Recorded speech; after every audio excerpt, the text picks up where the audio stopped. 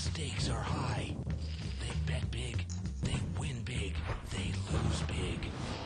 High stakes live action poker. Live at the bike. Watch it live on the web or play it if you dare at the Bicycle Casino right here in Los Angeles. Hello, everyone, and welcome to Live at the Bike, brought to you by the Bicycle Casino in Los Angeles, California, the first and only webcast of real action, cash game poker. My name's Bart Hanson. I'm here with the Tuckster, Dave Tuckman. It's Friday, double fist night, unrestricted 1020 buy-in. Loads of fun, Dave. Loads of fun. Loads of fun. We're going to see thousands and thousands of dollars on the table. So let's get over to the table and let's join the action. Why don't we do that? Well, let's go around and introduce the table. Let's do that. Seat 1, we've got Mo. And Mo is in dire need of a hairbrush. What is he doing with that? Seat 2, I'm assured we're either going to have Alan or Ed in the game. Whoever shows up first. Seat 3, we've got Mike. Good old Mike. Seat 4, we've got Havalabas there. I like to call him Midnight here at Live at the Bike. Seat 5, we've got good old Sonny Chan. Sunny days ahead. Has he been on the show before? I am not familiar with Sonny being on the show. Seat 6, we've got Richard. There he is. See that stack of red chips there, brown chips. Seat 7, we've got Amir. Those familiar with Live at the Bike are familiar with Amir. Really mixes up his game lately. Seat 8, we've got Track Win. And Track's always a dangerous player. And seat 9, we've got Sean Nasri. I don't know if we've seen him on the show either. Well, he's a little short stack, so we might not see him for much longer. Well, he's got a $1,000 chip there, it looks like, on top there. Does he? Okay. Yeah, on top of that blue chip. Or maybe not. But we're going to get into the first hand in the night here. Seat 4 against seat number 9. Well, 9 just moved all in for about $205. Well, he's got... We don't know what he has. Seat 8's got King 9 suited. He's got pocket 10s. Pocket 10s. Yeah, and he's going to take it down. King 9 already folded, I think, didn't they? Oh, no, the other guy. No. 10-9 of diamonds is in the hand here.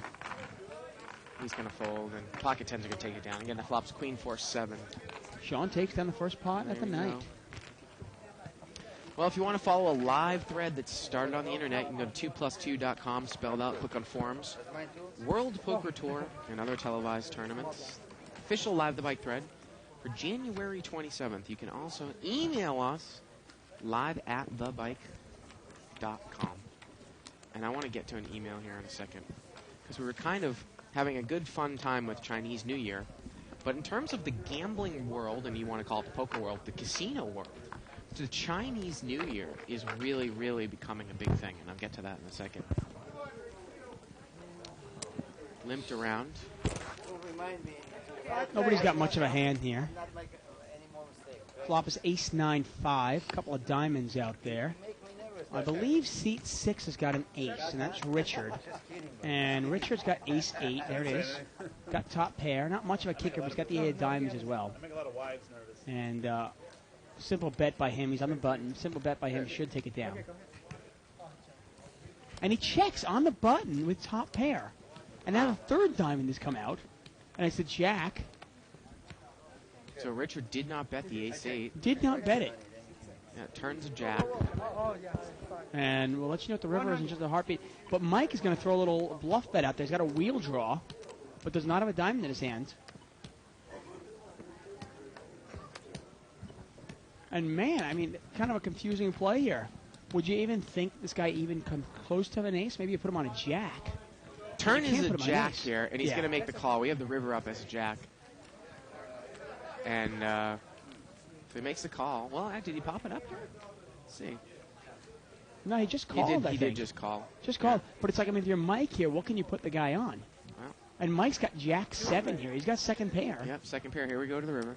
River's a queen of diamonds. It's a 4th diamond. Yeah, and Richard's got the flush there. He's got the 8 of diamonds, but he's going to check it. I mean, I'm sorry, Mike's going to check it. Mike checks it, and Richard's going to check right behind him. He's going to take it down with the 8 high flush.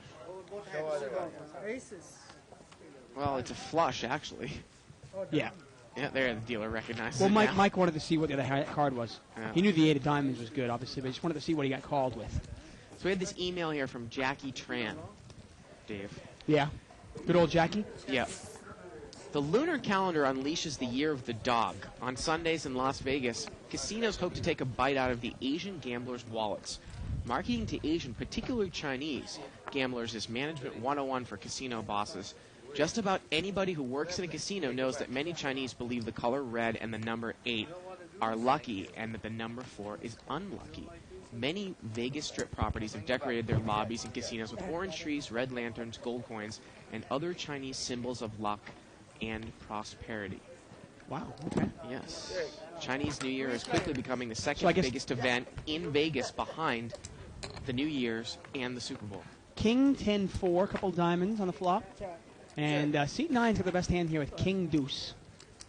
He checked it. And Mike's got an ace-queen. Did he not raise? Is He did playing not raise. His big hand slow again pre-flop? Well, he is in early position. River's a queen. And that was the thinking behind it. And now Sean's going to bet 50 here. Actually, Mike's... Oh, yeah, okay. And Mike calls. And Mike's going to call with the ace-queen. I mean, why wouldn't you? Yeah, Way he gets they paid say. off. Yeah. I'd probably call with ace-queen there, too. The way that hand played out. Yeah. Interesting play. Sean's going to take it down. Sean takes down the pot there. You know, you wonder if now the Vegas casinos, not that I'm suggesting they do this or not, but might they rig their roulette machines and make the number 4 come up on... I don't think that's probably legal. Oh, I'm sorry. So the Vegas casinos have always been operated legally, right? They never do anything illegally. Well, in the last 15 years. Well, at least what you can see.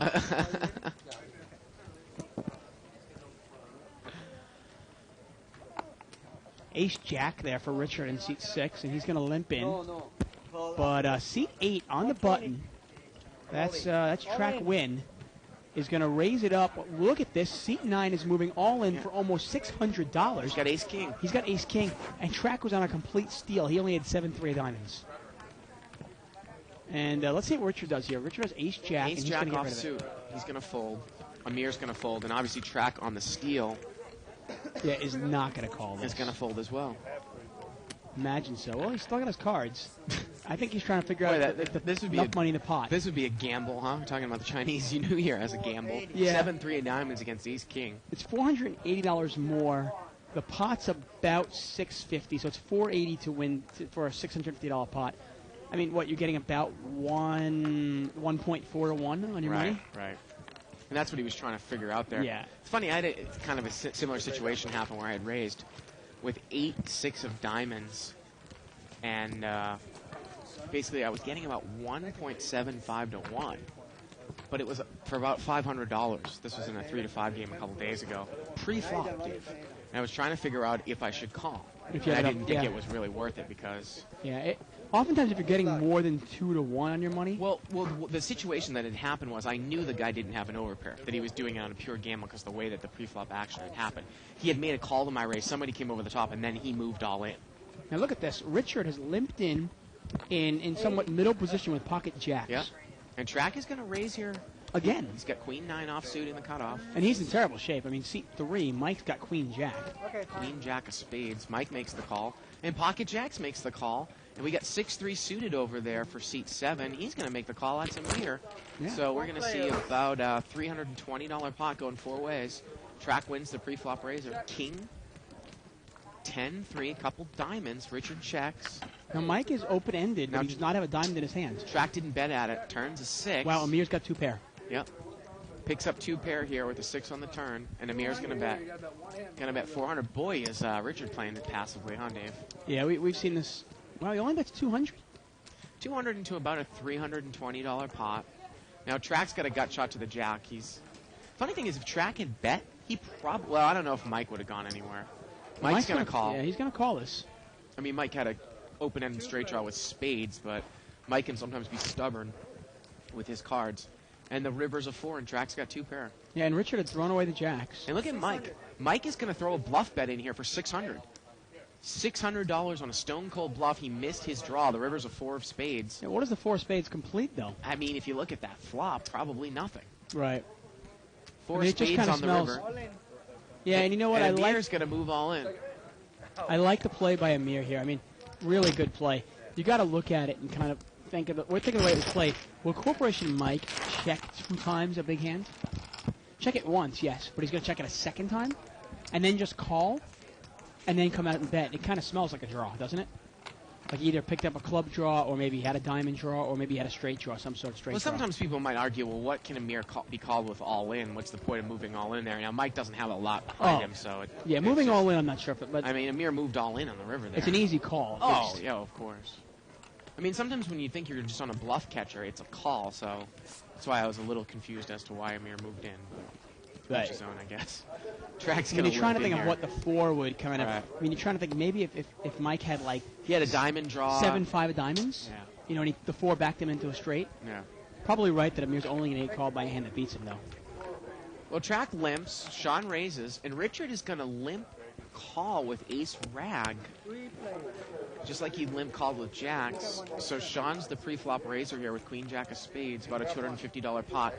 Ace 5 jack, and Richard's hit top pair. See how he's going to play it. The last time he hit top pair, he played it really passive. He just kind of checked He it was and called. on the button last time too. Yeah. He checks in early. Richard checks. 100. And Sean probably thinks he might be good here with his pair of jacks. He's going to bet 100. Yeah. You wonder if Richard's going to get involved here. Now, I have no problem with Richard laying the hand down if he were to lay it down. But then you got to look at it and go, why are you calling with ace 7 offsuit? He calls. 2 players. Pot's now about $400 as we go to the turn. The turn's a 3. And you wonder if Sean pushes hard here on the turn, what's going to happen? No. Well, it goes check, check here. And the river's a 6. And this is going to check down.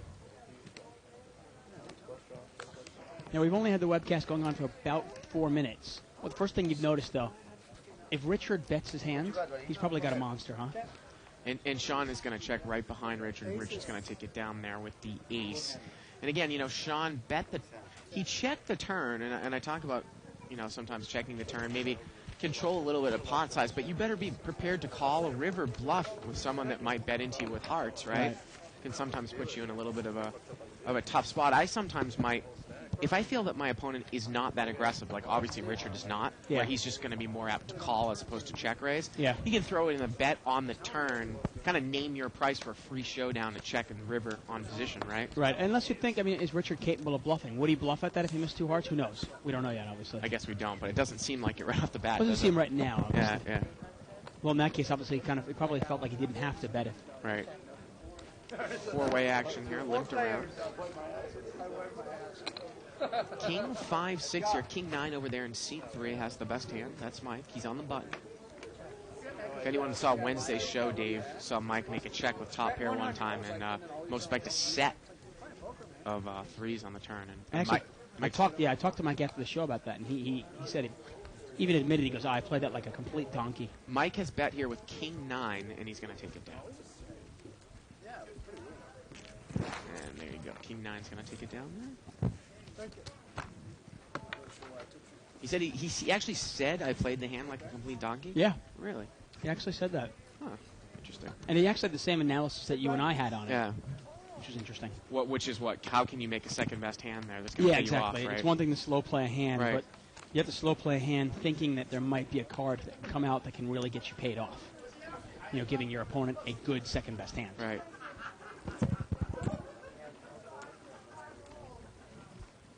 Buttons over there in C4. Ace Queen offsuit here for Amir. He's going to make it 70 to go, and looks like he's under the gun here. We have a seat open. And he's going to take it down. Yep. Take it down, Amir. I want to thank Nicole for filling in for me last night. I was feeling a little bit under the weather. And appreciate her helping out. Button is in seat 6 right now.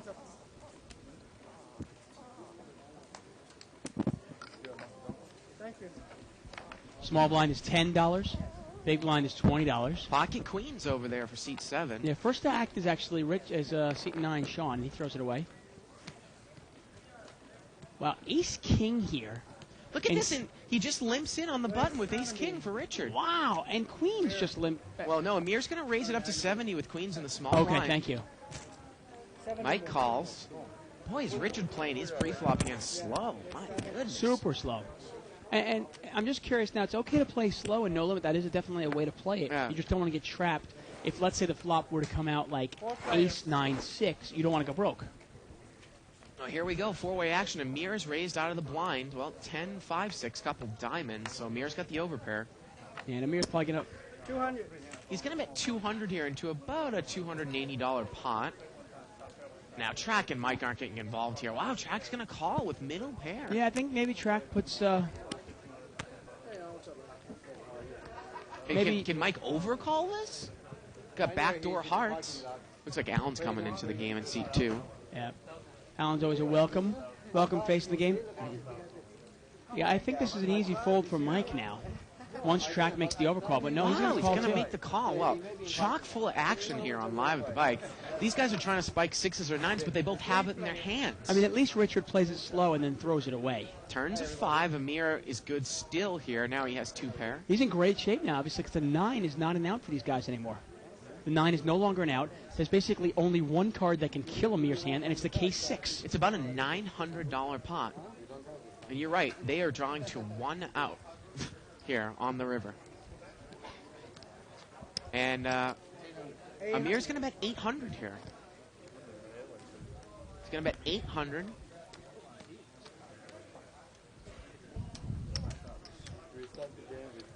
And Track is going to make the call. Unbelievable. Wow, what do you put him here on ace? He's all in here for 700, and we're talking about a pot now that is over $2,000. It's a $2,200 pot. Track win has 1 out, 1 card left, and the river is a jab, and it does not come. And Amir going to win a nice little hand. Yeah, and the interesting thing is if you put your opponent on ace-king, you know, checking and calling, or just actually in that case, just calling in position with your pair of 6s is probably not the best way to play that hand, huh? I mean, obviously, I don't think anything changes there, but if Track really thinks his hand is the best, why not raise him up? I mean, I guess you can figure, well, if I think my opponent's bluffing, let him bluff into me. Wow, really interesting way to play that hand. And Amir gets paid off. That's unbelievable. Button's yeah, going to move over there. Easy money there, huh? Amir, yeah.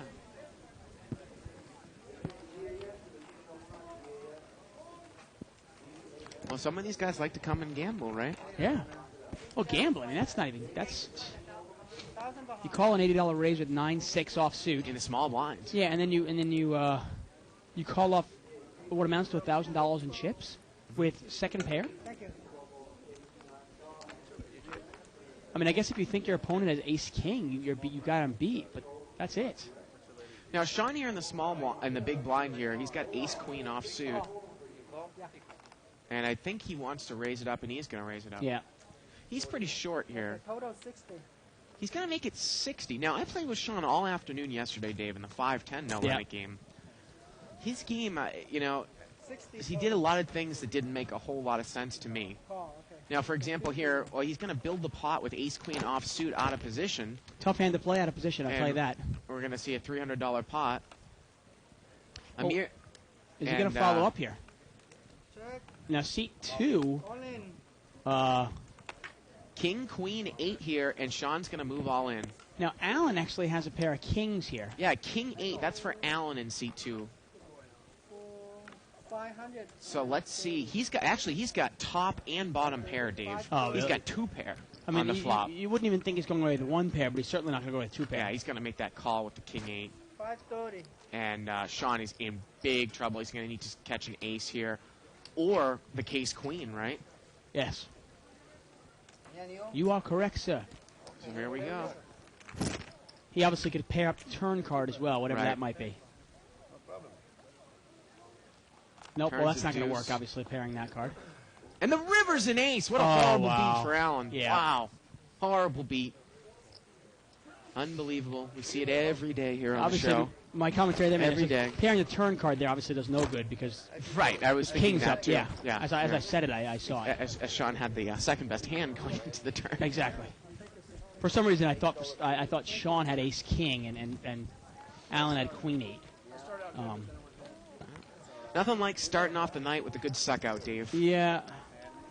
And that was about, I want to say, close to a $1,500. Yeah, $1,500 Yep. ace on the river there. Yeah. Button's going to move over there to track win in scene 8.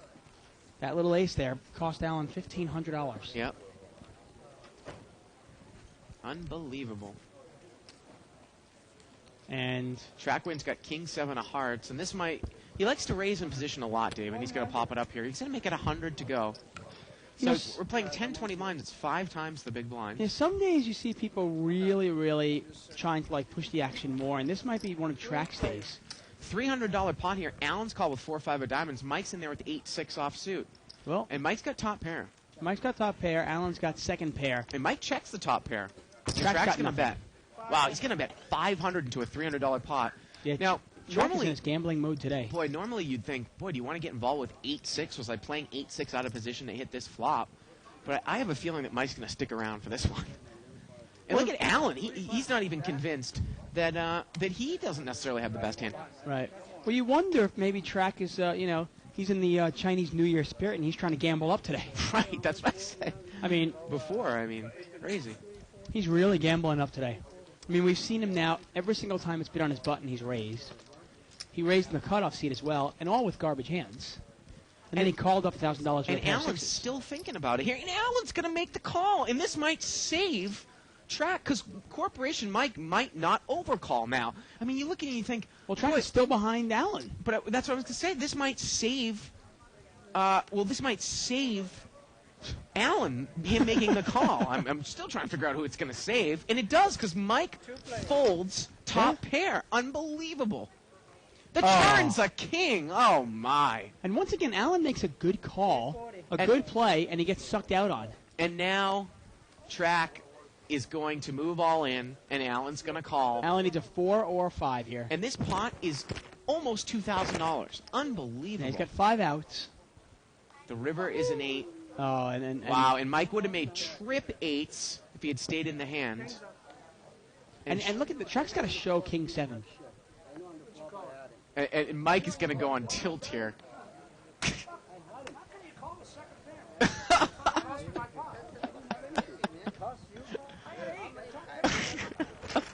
All I can do is sit here and laugh, Dave. I mean, hey, Mike says, how can you call a second pair? Allen made a good call.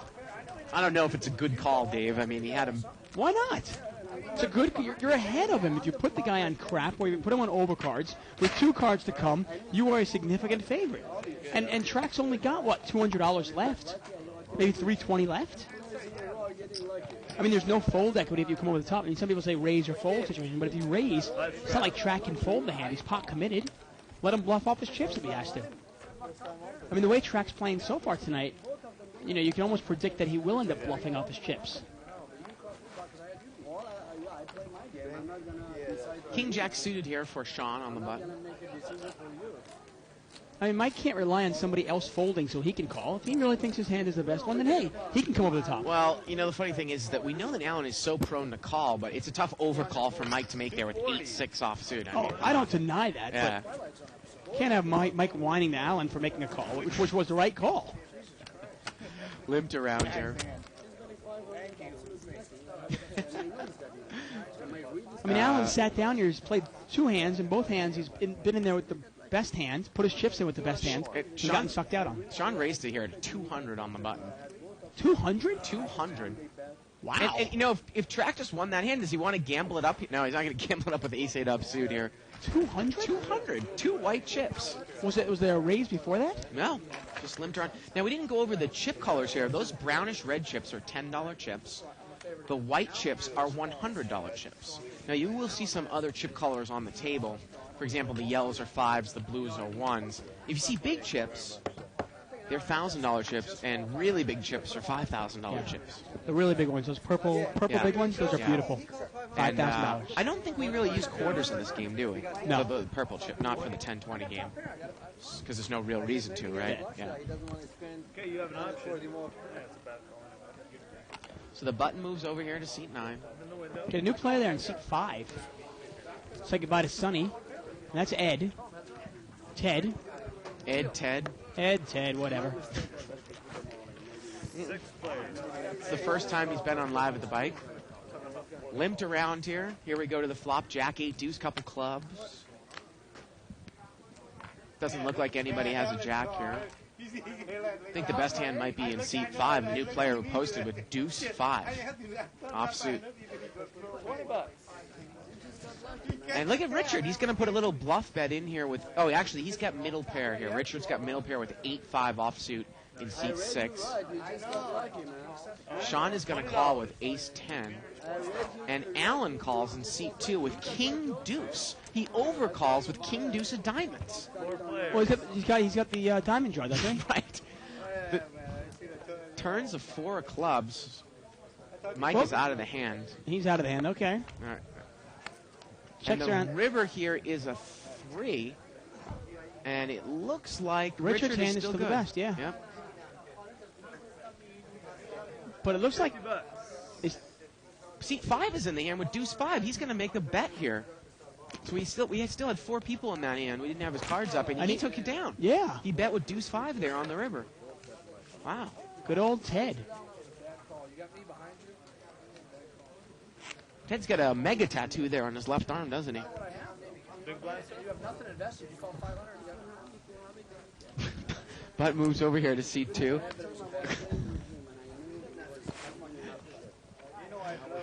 Button Wow, is the what- seat 2, right? What a hand. Yeah. I got to tell you, sometimes I get confused, Dave, because some of the action doesn't really flow logically on this show with what you think you see the cards. Yeah. You know? Sometimes you kind of got to look like twice. You go, Yeah. Alan called with king deuce of diamonds. What? Wait Yeah, a second. right. Really? Let me look again. Limped around here. 1, 2, 3, 4, 5, 6, 7 players. $140 pot. Yep, 7 times 20. Flop comes Actually, up it's 8 ways. 8 ways. 10, 8, 7 here, and 9, 6 in seat 8. That's track win. He's flopped a straight. Good old 69, the adolescent's favorite hand. Hey, it's my favorite hand, too. And Amir is going to throw a little bet in here. Even when you get old, 69's a good hand. Amir bet with ace 8, and track's going to come right over the top of him with a flop straight. 10, 8, 7 on the flop. I need chips. Amir has he's bet with ace 8. What can Amir beat, though, here? He doesn't even have the ace of hearts to back him up for the heart draw. Amir bet, track raised with 6, 9. Yeah, Amir's got second pair with no redraw here. You got to pick your battles, and this is not one to go for. I imagine Amir's going to throw this away. I mean, Track is playing it fast, so you wouldn't necessarily put him on a straight right away. But even if Track's got 2 big hearts, I mean, what can you beat? Once again, we are live at the bike, folks. I'm David Tuckman here at Bart Hansen. You're watching No Limit Hold'em. Blinds are 10 and 20. This is an unrestricted buy-in game. Minimum buy-in are $1,000. Most of the players have a lot more than that. And Mo is there. Was he up for a second? 'Cause I hadn't seen him play one hand yet.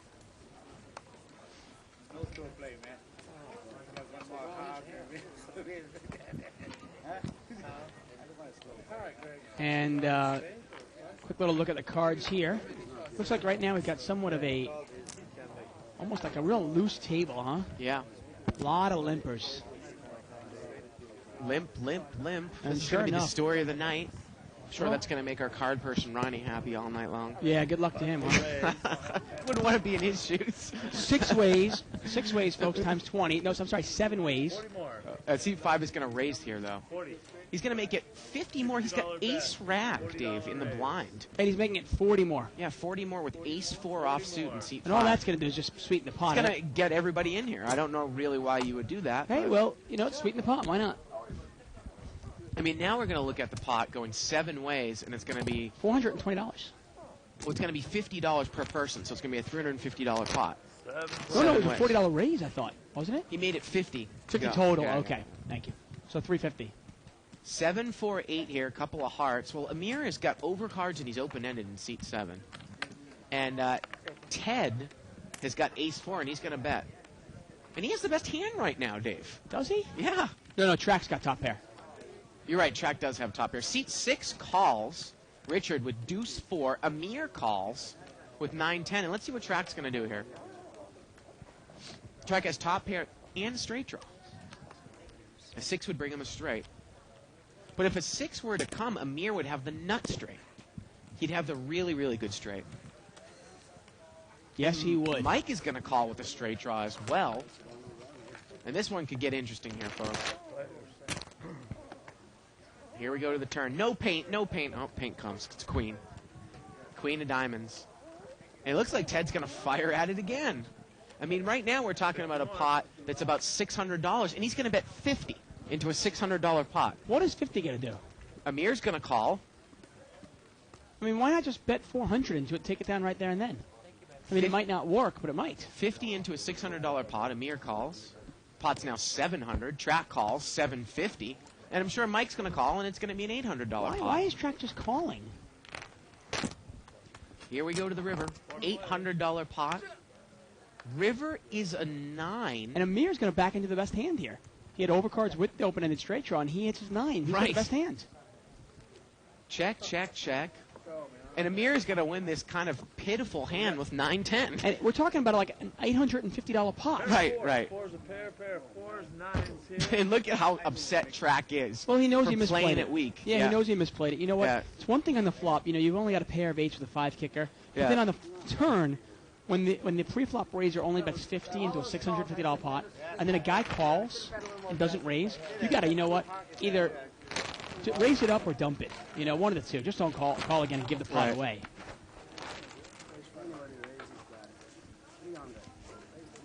Button moves over to seat 4. That's Hov. Like call midnight here. Small here. Once again, Hov looking clean shaven. And I tell you, for like 4 months, he had like he had that beard, going on. Yeah. Button moves over here to seat 6. This is going to be a fun night, Dave. Should be. Friday Yeah. nights always, I look forward to Friday nights all week long. We got a couple big hands here. Ace King, seat 2. Ace Jack for Ted in seat And 5. we haven't seen Mo play hand yet. No. Hey, Mo's going to pick his spots tonight, it looks like, with this kind of lineup. Hobbs limped in here with King Queen. So a limp with Ace King, a limp with King Queen. So Hobb did not pop it on the button. Here we go. Wow. Ace 6 ace. Oh, wow. Oh, 2 people have flop trip aces. Ted, who probably is going to go bust here, and Allen.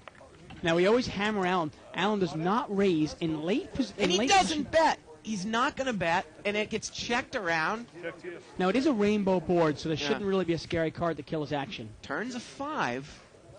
Now, Richard has picked up the flush draw. So you can't give up another free card, guys. And And it Richard's going gets to bet. checked, and now Richard's going to bet with the flush draw. Why not? I think I have a feeling that all the money might go in. Allen probably is going to raise, and Ted might come back over the top. Well, how do We'll you see. put? You can't. It's hard to put Allen on Ace Queen or Right. Ace King here because he did not raise in late position. But we know Allen plays that way. If Allen's raising, Right. usually that's Jacks, Queens, Kings, or Aces. Allen's going to make it 130 to go. And you imagine Ted is going. Yeah, Ted's Ted's going going to move all in. And Allen's going to call, and Ted is going to lose as much as Allen's going to cover in front of him. And I think Allen has him covered because Allen has one of those big chips in front of him that we talked about, the $1,000 chip. Yeah, and Ted has back got over there in seat 2. We're looking there at it Ted is. there. Ted's got about 800 left, Yeah. maybe 900. And sorry. the river's a 9, and Allen's going to Wow. bust Ted out with the ace Richard king. would have got there, by the way. Yeah, With Richard Queen would have made 4 the flush. diamonds. And Allen takes it all, and that would amount to about a $2,000 pot. Now, I'll ask you a question here, and Go it's ahead. interesting. You know, we talk about semi-bluffing the turn with a diamond draw. Richard bet. Didn't think anyone had, possibly didn't have it. How about if you check? It's very, very dangerous, obviously, to go for flushes when the board is paired. Because if the kicker comes that makes your flush card, you can go broke. Right, Because right. it fills the guy up. But how about if you just check call the turn, almost naming your price because you know that someone's got trips, and they're just going to bet a little bit because they think they're slow playing. But it. how do you know they have trips until you bet and see where they're at? Well, I think that, when a couple aces come out, what I'm saying is, maybe a way to play that is to check, have Allen bet, and then, you see what happens, and then, if someone's playing it meekly, you can just call, and maybe if you hit your flush cards, you're going to bust those people with the 3 Definitely. aces. You know what I mean? Let's say somebody throws out a little $40 bet on the flop, Right. right? And 2 people call. Right. Well, then you know they have an ace. The way that hand was played, though, it's very difficult because it got checked around. And he thought there's a good chance that nobody had an ace, especially in an unraised pot. And he goes, hey, why not take a shot at taking it down? Mo's going to raise here. 6-7 of spades. I mean, Made it 80 to go. Actually, Mo's got Jack 9 of hearts. I He's think gonna if take it Richard down. knows what we know, and Richard knows that 2 players have an ace there, Yeah. I think he definitely checks. Lets Allen bet maybe 100 into it, Right. or maybe bet nothing, maybe even checks it one more Yeah. time and takes the free card.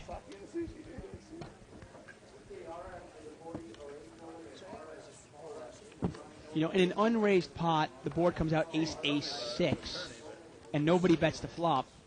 Hey, you know what? Why not take a shot at it? You got to be careful, though. Obviously, Yeah, if, absolutely.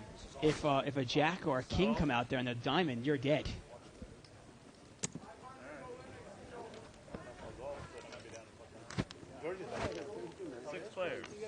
5-way action here, limped around.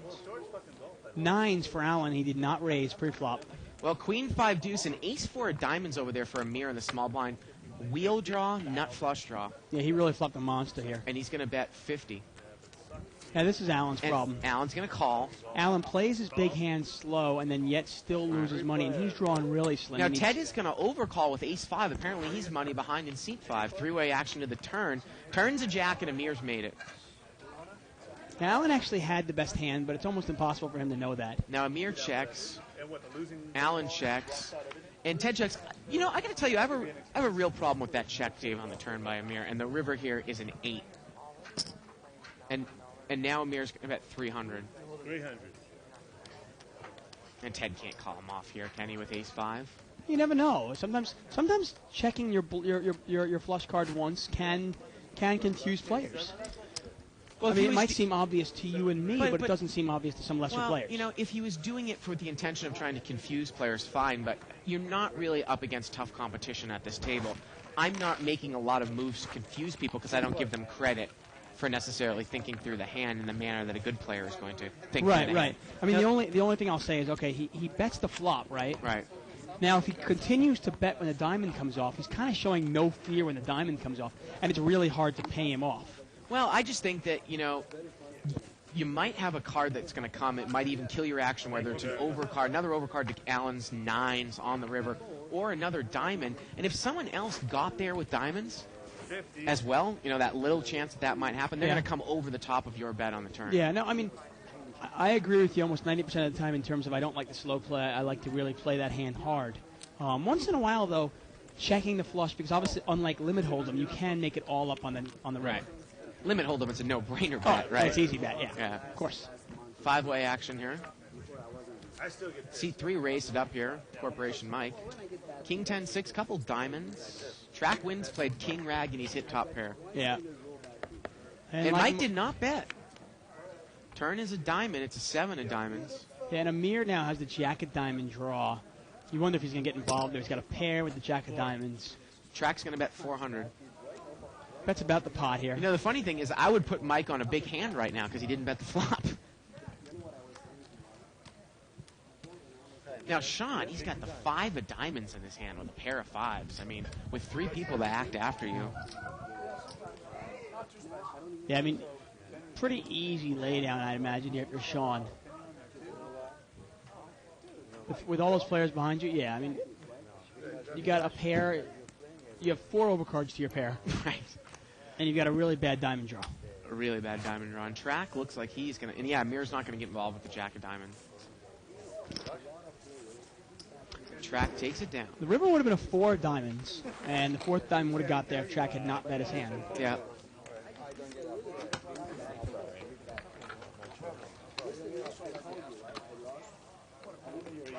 Russ McGinley says, someone get Barry Woods into this game ASAP as Mike is tilting right now. That's how wingman roll, man. And Barry Woods, Grab it, jump in and take the phone. he's only here 2 days a week. I actually asked you, Dave, I'm like, where's Barry tonight? Well, he's here on Tuesday, so Yeah. tries to keep it to 2 days a week. Everything in moderation, I think, is good.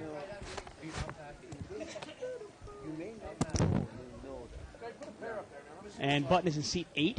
See a pair or something? Got a couple of Broadway out there. King Jack in seat 5. And he decides to limp in also, and it's limped around. Once again, multi-way pot, 7 ways, $140 pot, folks. A lot of high Broadway out here. King Jack, Queen 9, Yeah. Ace Jack 8. No, well, we got Ace 5 over there in seat 9. Man, 8 is like the magic card today, huh? 8 is on every single one. But wait, isn't 8 the lucky number for the Chinese New Year? So Sean has got the best hand here, 40. but he's going to check it, and seat 5 is going to bet 40 here. Ted, he has King Jack. And Richard is going to call with Queen 9 spades. Yeah, the best hand right now, folks, is Sean, actually. Yeah. Sean in seat 9's got Ace 5. Yeah, And there it is. yeah.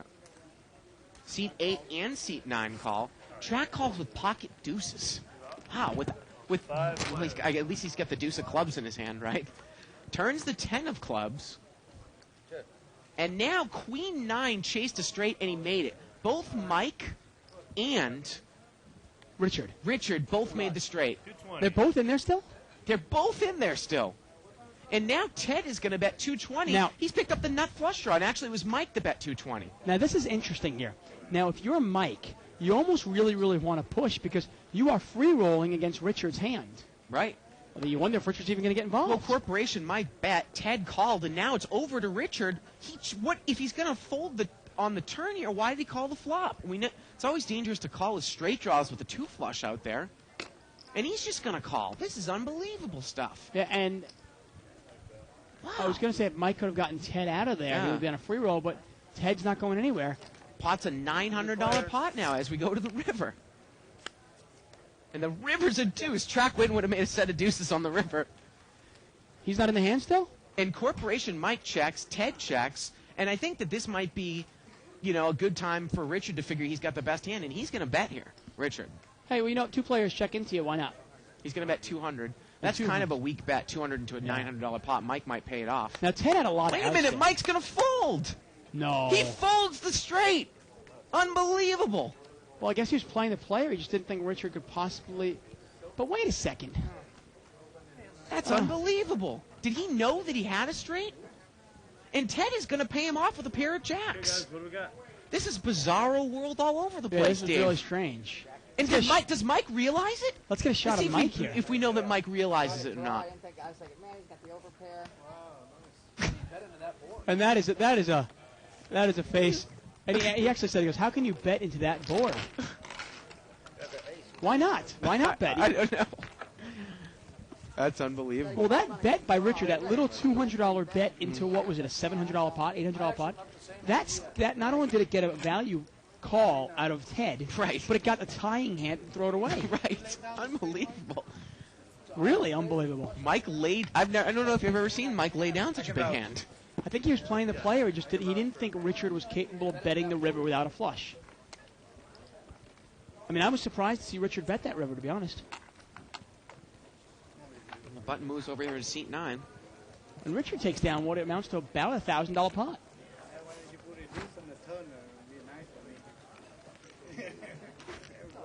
Limped around here. 4 players. 4-way action. $80 pot. Jack 5 deuce. Doesn't look like anyone has much here. Ace deuce here for seat 7 for Amir. He's gonna bet. Why not? 50. Bet's Imagine, 50. imagine he's going to take it down right here. Now, I'm just curious. What do you think the odds were when the turn came out? Okay? And, Mike's got queen 9 with the queen of clubs. And Ted's got king of clubs with a jack. And he needs a queen to have the nut straight or any club to get the nuts. Or, and then you look at the other guy, you look at Richard who had queen 9 of spades. What are the odds? Well, I can tell you, Dave, that if you want to find out the odds in that hand, go to liveatthebike.com, head over to the left-hand side of the screen, and click over on our new feature, the Pokulator Odds Calculator, on liveatthebike.com. Wow. You mean, I thought you'd have to go to card player to check that out. No. Pokulator Odds Calculator, liveatthebike.com. Nice shot. Wow, that's pretty cool. Buttons moved over here to seat 1. How do you like it? Maybe somebody on 2+2 could test that out and see what the odds of who was going to win that hand. I'm assuming Mike was an overwhelming favorite, though. Close out. Well, seat 6 was drawing dead to a chop, Yeah. and he ended up winning the hand. Richard, Ted actually had a lot of outs. If any queen comes out, he gets Right. a straight also. We had a live straddle here by Mike, and it's gotten back around to him. He's going to raise it up here to 200. He likes to do this, Dave, with any hand above average. New trick. When you're the big blind, you can straddle as well. And he's going to pop it up with ace-8 offsuit here. Well, he likes to play it like this because once in a while, you never know when he's going to do it. Sometimes he'll do it, sometimes he doesn't do it. And it kind of keeps you on edge where you're not going to just limp in when he's got the straddle spot.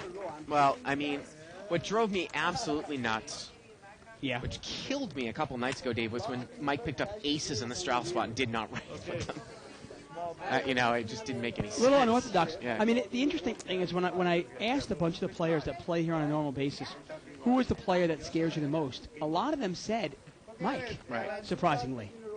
But they said Well, Mike. I You don't never know think- where he's at. Yeah, you never know where he's at. He's extremely loose aggressive. He doesn't really have, I think he has a lot of money. He doesn't have a regard for money, which makes you even a better poker player. They talk about, your Right. regard for the amount of money that you're playing with shouldn't mean that much. Yeah. They're Limped just around chips. here. In this case, they're just chips to him. Ace 4 ace here, limped around. No one has an ace. Mike's going to come out and bet 60 here with looks Nothing. like 9-10 offsuit. Mo is not in the hand, No. so no one flop trip aces, and Mike is going to take it down. Email here from Ryan Wellings. He says, great job, guys. How do you become a prop at the bike? How do you, Dave? I don't even know these days, do you? How do you become I would assume you just come down here and apply. Yeah. Like any other job. Come down here, play a lot, get to know the floor man. And The more and more that Dave and I become better players, the more and more I think that we've come to the conclusion that propping just is not worth it. Over 50% of your poker career is based upon game selection and skill, but a lot of it has to do with game selection. And when that's taken away from you, it's just not worth the paycheck, is it? well, it's definitely a battle. Yeah, You're not yeah. sure what's Right. what's worth more or not. The two benefits that propping do give you, though, Yes. are health benefits, which are huge. Yeah. And like I've always said, try getting a mortgage saying you're a professional poker Right. player. Gives you a steady paycheck, and it gets you benefits. Yeah. One of our biggest problems with it now, though, is we don't get to play as much no limit as we'd like to. Yeah. Because propping here, at least at the bike, is mostly limit propping. All they really have is Mo as the host and Tony, who's Tony's help. Well, like you've always said, I mean, the definition of being a prop, generally speaking, is you're going to be playing. If the game is good, you're not in it. If Right. the game is bad, you're in it. You're in it. But obviously, they pay us well to do that. Right. You guys were talking to you and You got upset? these two was Limped around here. A couple limpers. I heard some of it. bonding. Button is in seat 4 with Hav. And then he never didn't gonna run say away. anything. He didn't talk maybe for an hour. He didn't say anything. Anyways, And this one is going to get limped around here. 6, right? that's right. 5 players. Five-way Five-way action. action. Here we $100 go. pop. Deuce 3-4. Queen 4 here for Ted. He's going to check it. And no one really has all that much of anything here. Well, Well, it turns a 5. We Now, got straight here for Amir. now, nobody has a 6, but Amir has a wheel, and he's got the nut flush draw, and he's going to bet. He's going to bet 80. And this is one of those cases where you almost, if you knew somebody else had an ace, you're loving it because you're free rolling. Well, is this maybe another case where you might actually check the turn from up front with ace-8 of clubs, so you can kind of almost name your price. Being at it, you know, if you bet and you get popped by a 6, are you going to get yourself into trouble? Yeah. Because you're going to chase a... It's a good point. You can't get away from it, really. Right. Sometimes we talk about naming your price with a stop bet. Well, you can check and call, too. Yeah. You know, You can tell me anything you want, but it doesn't mean. it's all, it depends on your opponents and such. Right. Like against a player like Mo, when I'm facing a showdown against Mo, and I think he's Set up on bluffing at zero? it, and I'm not all that comfortable with my hand, I would probably check and call against a good player as opposed to throw in a weak bet. Right. Well, against a player like Mo, you want to give him a chance to bluff at it, Right. too. You might be Right. inducing a bluff, which Right. is not a bad idea. Limped around here again, Queen, Jack 10, couple spades. They were talking about that he's gay. And Amir's going to come out and bet with ace high here. 50. Track's got bottom pair with a 6 kicker. Boy, Track plays a lot of creative hands, doesn't he? Sean's going to chase with an open-ended straight draw. Creative hands. It's a way to say it. Choice of words. Mike folds the Jack 5. Now, Sean's also got the king of spades. If by chance it goes runner. Nope.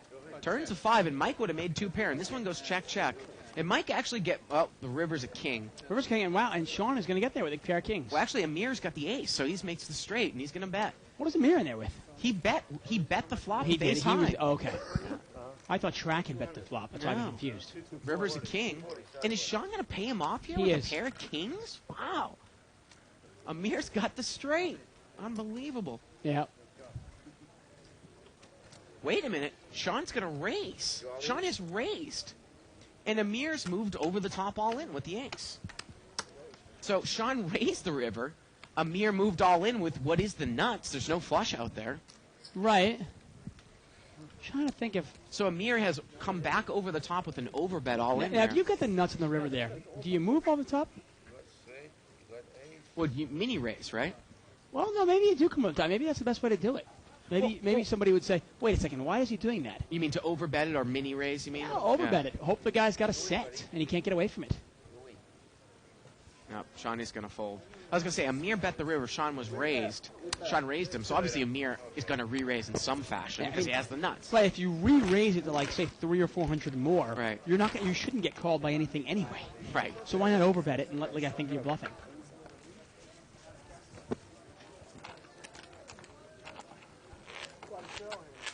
No limit hold'em. One thing I love about it, there is a different way to look at every single hand. I need you to be happy. That's it. I mean, you and I, obviously, I think we have differing styles in some sense. I mean, I think I'm more likely to probably throw money in the pot and risk money. My swings are probably a little higher than yours, I would imagine. 60. Not 100% sure. And that's the way that I'm going to keep it. You're working on it right now. The mysterious Bart Hansen, folks. You never know what he has. Hey, I've got plenty of hours of you on the archives. I'll go check it out. We had a raise here No, they asked me. by Corporation Mike with Jack 6 of hearts. And he made it, what, $50 to $60 to go? $60. 1, 2, 3, 4, 5, 6 people. So $360. circular pot here, $360. And here we go, 9, 3, 8. Couple spades. Set for Allen. Yep, he's got bottom set. Let's see how he's going to play it. Pot is $360. He's going to check. You know, the funny thing here is that I obviously always am a proponent of usually betting in with my big hands, but, you know, against a guy like Mike who most likely missed the flop, Allen might try to play a little bit of a trap game here. With He's just got to be careful.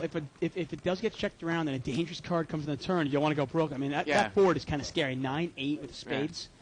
Say a 10 of spades comes on the turn, you mean? And Allen's going to check raise. I mean, let's say a queen comes out, a jack comes out, anything. I mean, there aren't that many safe cards, except maybe like an offsuit, a red ace. So Allen has made the check raise here. You're good. Don't worry about the money. And I think Mike's just Hollywooding it up here. I mean, when is Allen ever going to make a move? No, this is clearly you're beaten. Mike knows it too.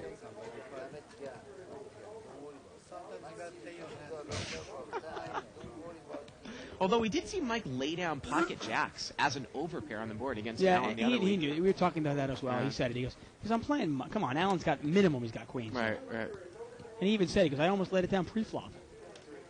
He goes, but he wanted to see if he could hit a set.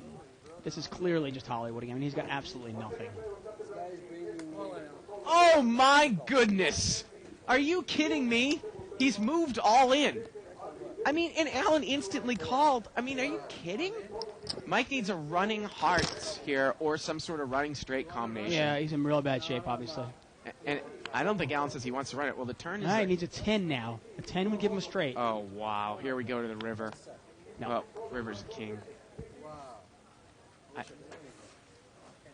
I mean, Allen is never going to check raise, Dave, without probably a minimum of top 2 pair, right? With ace-9, he might even do it with bottom 2 pair. Right, bottom 2 pair. But right. I mean, 2 pair are better. Right. We've seen him raise in recent months. We've seen him raise with a little bit less. Like, I mean, he might have even raised with ace-9 there because we've been seeing him do that. But I Allen's think he not would have been more apt to maybe bet the ace-9 as opposed to check raise. But Allen's not apt to. If Allen's actually going to go through putting extra money in the pot and check raising you, he's not the type of player that's going to lay it down. Right. Allen does not make big laydowns. Right. You know what I mean? To play against a player like Allen, you really want him. The way you're going to beat Allen is you're going to get him to call with hands that he shouldn't be calling you with, and to pay you off with hands that he shouldn't pay you off with.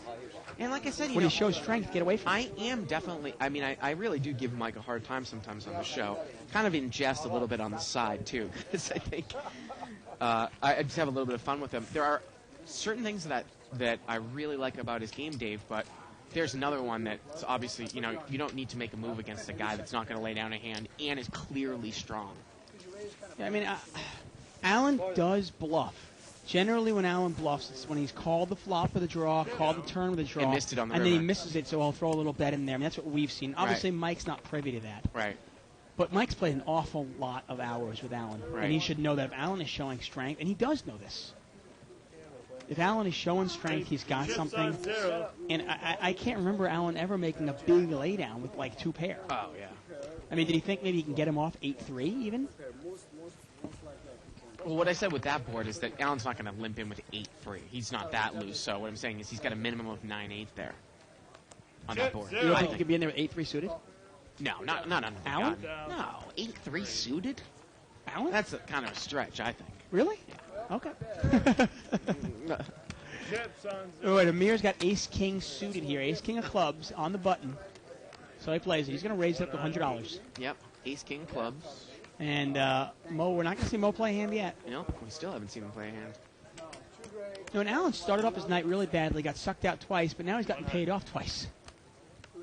One time with his trip aces with ace-king against ace-jack, and then this time a gift from Mike. Well, Allen here is called with queen 10, and Mike's going to call with 6-5. I like Mike's hand a lot better than queen 10 here in this spot. Oh, yeah. If you're calling a raise from Amir, queen 10 could easily be dominated by ace-queen. Here we go. King 3 queen. Now is Allen going to get himself into trouble? Now the king should save him, but if it comes out queen 3 blank, you just don't know where you're at with queen 10. And it looks like Allen's going to make the call here. He's going to take one off. And that's generally what Allen does. Yeah. This is Allen's weakness, and this is how you make money with a player like Allen. Turns another king, and now it might even get him more involved, Dave. But he can't even beat a real queen. I mean, he can't even beat ace-queen. Amir's going to bet 200 now. No. And he throws it away. He throws it away. Well, at least he gets away from Good it. lay down by Allen there. And Amir. I mean, I've Allen's actually been made running really, really good the last couple weeks here at the bike. I've actually made a few mistakes, and sometimes I'll make a mistake where I end up paying off somebody who there's no way would make a move at pot, and there's no way they're going to put all their money in there without the absolute nuts, or like a set at least. You know what I mean? Right. They've got to have a really, really strong hand. And I made a couple of mistakes a couple of nights ago doing that. And those, you really got to be able to identify the players at your table and what they're capable of doing. Nothing more important than no limit hold'em than that.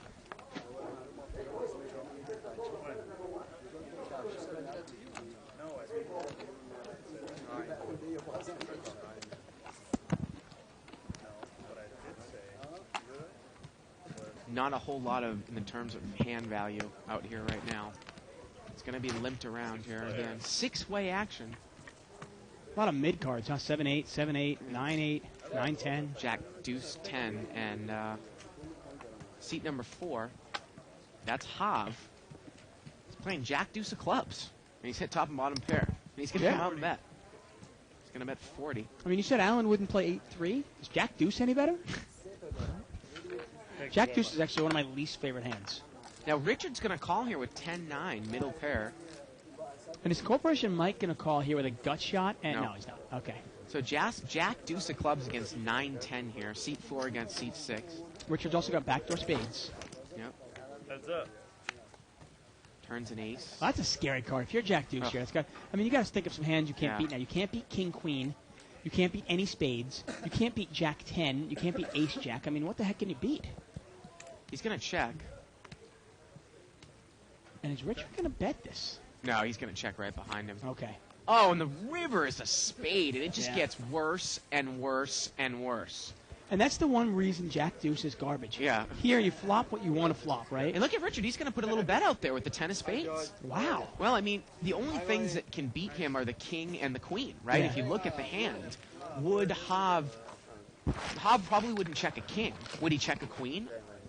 Maybe No, that's what it's a nice bet by Richard. yeah, Why not? Yeah. I didn't realize that it was that much, that close Right. to the nuts, actually, with the Right. ace and the jack out there. But that's the problem with Jack deuce.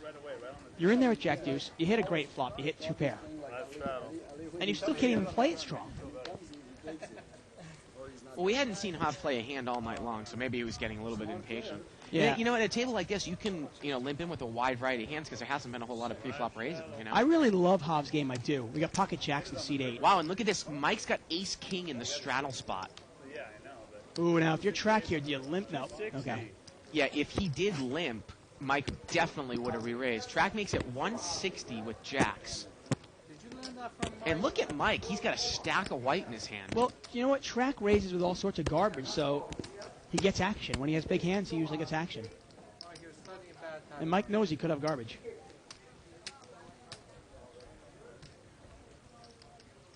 think I sense a re-raise coming here, and there we go, Dave. Yeah. It's 700. It's going to make it 700 to go. And the question for here is how much does Track have left? Looks like a few stack of browns. Oh, he's got some whites Oh, there, yeah, too. he's got some money. Probably like 2,000 in front of him or so. And does he want to play it? He is in position. Yeah, against most players, you'd throw this away, but against Mike, it's tough to put him on a real hand. He's going to make the call. Yeah. And we've got a $1,500 pot here, folks, going heads up. Mike against Track. Looks like all the aces and kings are live. Here we go to the flop. Oh, wow. And Mike's got top pair and Track's got a set. That's the problem with ace And king. Mike moves all in and Track instantly calls. Wow. And Mike even said, he goes, you have a set? Oh, and he got Turns outs. an ace. He's got outs now. Oh! River's a king! Oh, my. Oh, wow. Wow. Oh, that's killer. Are you kidding me? Oh, wow. And obviously, once the turn comes out an ace, he's got a lot more outs. Any king, any four. No, because Jack's full ace. Oh, man. Jack's full against. Unbelievable. And Mike said, Greg, you're a real piece of work. When the flop came out, Yeah. Greg's the dealer. I got to tell you, Mike actually had a lot of outs there with that flop. Once the turn came out, another ace. If an ace comes out, he wins, obviously. If a king comes out, he wins. A Right. four comes out, he wins. And if a jack comes out, he loses, but only in technical terms because he wins the jackpot. Right. Because he has aces full of jacks, and he loses to four of a kind. And he actually wins like 10 grand or 12 grand. Because he would have the losing hand in the jackpot, which would be the bad beat, and he would get 50% of the jackpot. Obviously, his ace king would play. Aces full of jacks. That's right. He would. No, his aces. No, that wouldn't work if another jack came. No? No. Because you'd have two jacks on the board and two aces on the board. Oh, his He's king got wouldn't aces full play. of jacks. You're right. So his I'm king sorry. doesn't play. Yeah. I always hate that. You are correct. Yeah. But obviously, he did pick up other outs. I'm trying to think how many outs he had. 3 fours, Right. 3 kings, and 1 ace. So he had 7 outs when the turn came out.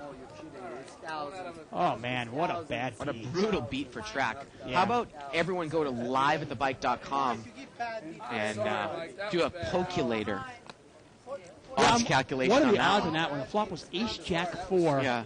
Okay, ace, king versus jacks. Let us know what the odds are on that one. 100 more? And Mike is going to raise here to 100 more out of the big blind with ace 9 is suited. Call? Yeah, ace on the river. 100 more, Alan? We have another caller here, Alan. Okay. We're going to see a couple of callers here. Actually, another ace on the river would have been a jackpot. That would have been quad aces over aces full of jacks. 3 players. And that would have been a jackpot. 300. 10, 6, 9 here. And Mike is going to lead here for 300. He's got middle pair. Track going to come into the hand. He had king 7 of diamonds. Is this going to put him on tilt? Is he going to chase a straight draw here? You can't really. And he's going to make the call, Dave. Yeah, you Oh, can't wait a really minute. No. blame Mike. Well, he owed that money to the pot. I don't know if he's called yet. I mean, it's not No. like Mike got his money in with a bad hand. I mean, he had ace, Oh, king, flop, yeah. top pair, and a raised pot. That was unbelievable. That was sick. Running full house. Yeah. Wow. And you talk about having a big bankroll. Some people say, well, I can beat this game. I don't need a big bankroll. Well, what if you got pocket jacks in that case? Right. You know, and you've got, let's say, Yeah. $8,000, $9,000 behind, or let's say $20,000 behind. Can't you lose your whole bankroll just like that? Obviously, it's not wise to have your entire bankroll on the table at one time, but you can lose a significant portion of it. Right. And then he comes ace, king, and I'm like, oh my god, this guy's amazing. That was pretty funny. I know, look, Mike was about to start crying. Right, right. Now he's laughing up a storm. What an unbelievable beat. Oh, man. We're already through the first hour here at Live at the Bite. The button moves over here to seats 2. You never know what can happen. We're playing 10-20, no limit hold'em, unrestricted buy-in. All sorts of things happen. Runner, runner, straight full house. Runner, runner, straights. Runner, runner, flushes, 4 flushes. Bad beats happen. It's part of poker. 6-way action here.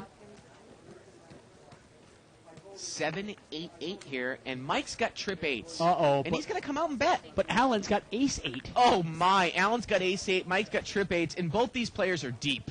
Oh, wow. Richard's going to chase a straight draw here with Jack 9. Now, if Allen were to raise here, both players should be all in on the flop. But Allen's just going to call. Yep. Oh, my And if a scary goodness. card comes up, it might kill the the action. action. Turns a jack.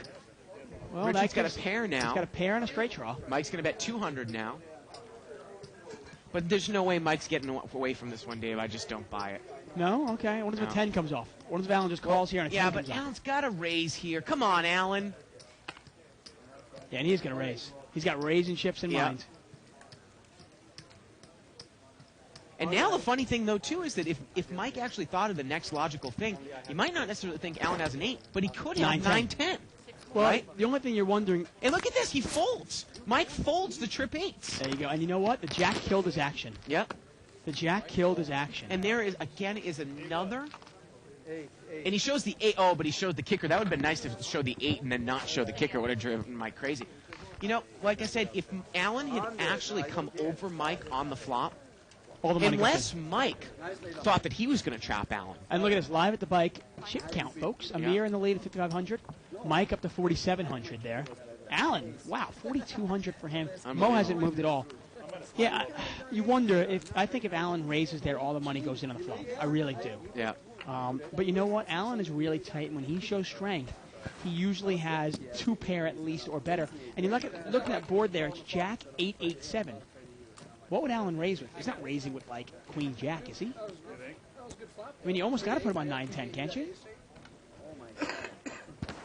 Nice laydown by Mike. I mean, You the only gotta give thing, him credit. but Mike can beat some things like 6-8, 5-8, something Yeah. like that. 8-5 deuce here, a couple clubs. I was really surprised to see him get away from it so fast. Hey, it's a great laydown, Mike. It was. Really great It was. laydown. I think he's mad at himself for really giving Allen action. There are some players you just don't want to give action to. Well, Allen's one of them. Sean here has bet 50 with ace deuce. And we still haven't seen Mo play a hand yet. I pushed on with Jack high against against that. Maybe it's like a somebody else wearing a Mo costume. Amir is called with king queen. Turns a 6. Jack high had no outs, no draw, no nothing. And the river's a deuce. Yeah, And Sean Sean- makes trips. Yeah, but Amir's got nothing here. Amir's got And Sean's going to King move nine. all in now. Good bet. Wow, he moves all in when the club gets there. Amazing. well, okay. I mean, sometimes you're just not. There's no awareness of the sense of like, Yeah. okay, I bet the flop, and this guy called me. Yeah. What might he have? You know, obviously, when you're playing your opponents and your opponent calls you, you've got to start figuring out what might he have. You got repulsive. Thank you. Button moves over here to seat number 4. That's Hob. There we go. Hob's got Jack deuce of clubs again here. Now he's on the button this time. Let's see if he plays it again, Dave. 80. Me and you, I believe. Seat 3 is going to raise here to 80. That's Mike. I don't remember. I played one. Richard is going to call. Now, oftentimes, you know, Richard's almost playing it almost like a Dr. BB-esque. Yeah, I played one hand. Kind of loose passive. Yeah. Where, you know, his pre-flop hand selection isn't great in his positional situations, and he plays it so passively post-flop that it would be hard for a guy like that to win long-term, don't you think? I'd imagine so, although I got to give him credit for making 2 nice value bets on the river. Yeah. 4-way action here. Jack 8-6. Misses everybody, huh? And if Mike were to bet this, he'd probably take it down, huh? Nope. Turns a queen. Well, now Mike's open-ended. Well, he probably would have taken it down if he bet it right away. Well, Richard's got top pair now, Yeah. and Richard's going to come out and bet. He's What going if to bet Mike 50. raises this now?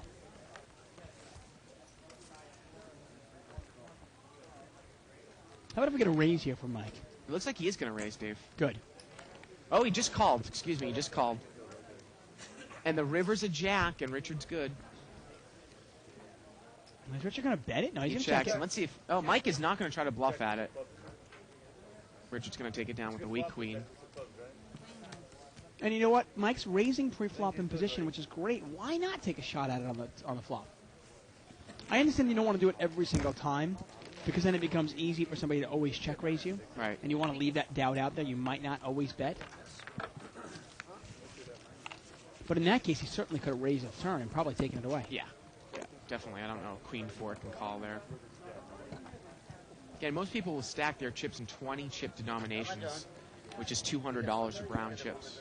And boy, Ted's been quiet the last few hands, hasn't he, in seat 5? Yeah, after that first hand and that tattoo, I really thought we'd hear a lot from him. You know, he got hurt with that ace-jack, obviously. He flopped trip aces. Allen flopped trip aces, but his kicker was not as good. Lost a big pot. And he's pretty short. Limped around here. 4 players. 4-way action. Ace-5 king. And seat 7 there, Amir. Check. He's got ace-5. And he checked it. Turns a 3. Does everyone play backwards? It's amazing. And Amir's going to bet 60. And look, according to our Pokulator, which you can access going to liveatthebike.com on the left-hand side, go to the Pokulator to figure out what the odds of the hand is. Tonding on 2+2 lets us know that Mike just had a 3.2% chance of winning that hand when he flopped top pair against Trax. And Nick DeNuts pointed correctly out that it was reminiscent of the hand between Tim Fan and Andy Black. Mm-hmm. You remember that hand? I do, yeah. I gotta tell you, Tim Fan is a real professional. Oh, he's he's class personified. He really ice great water guy. in his veins, didn't really phase him at all. Like you said, he goes, it's part of poker. Yeah. Real classy guy. You know, he's got his head on his shoulders. Real firm. $90 raise here by Mo with ace jack of clubs.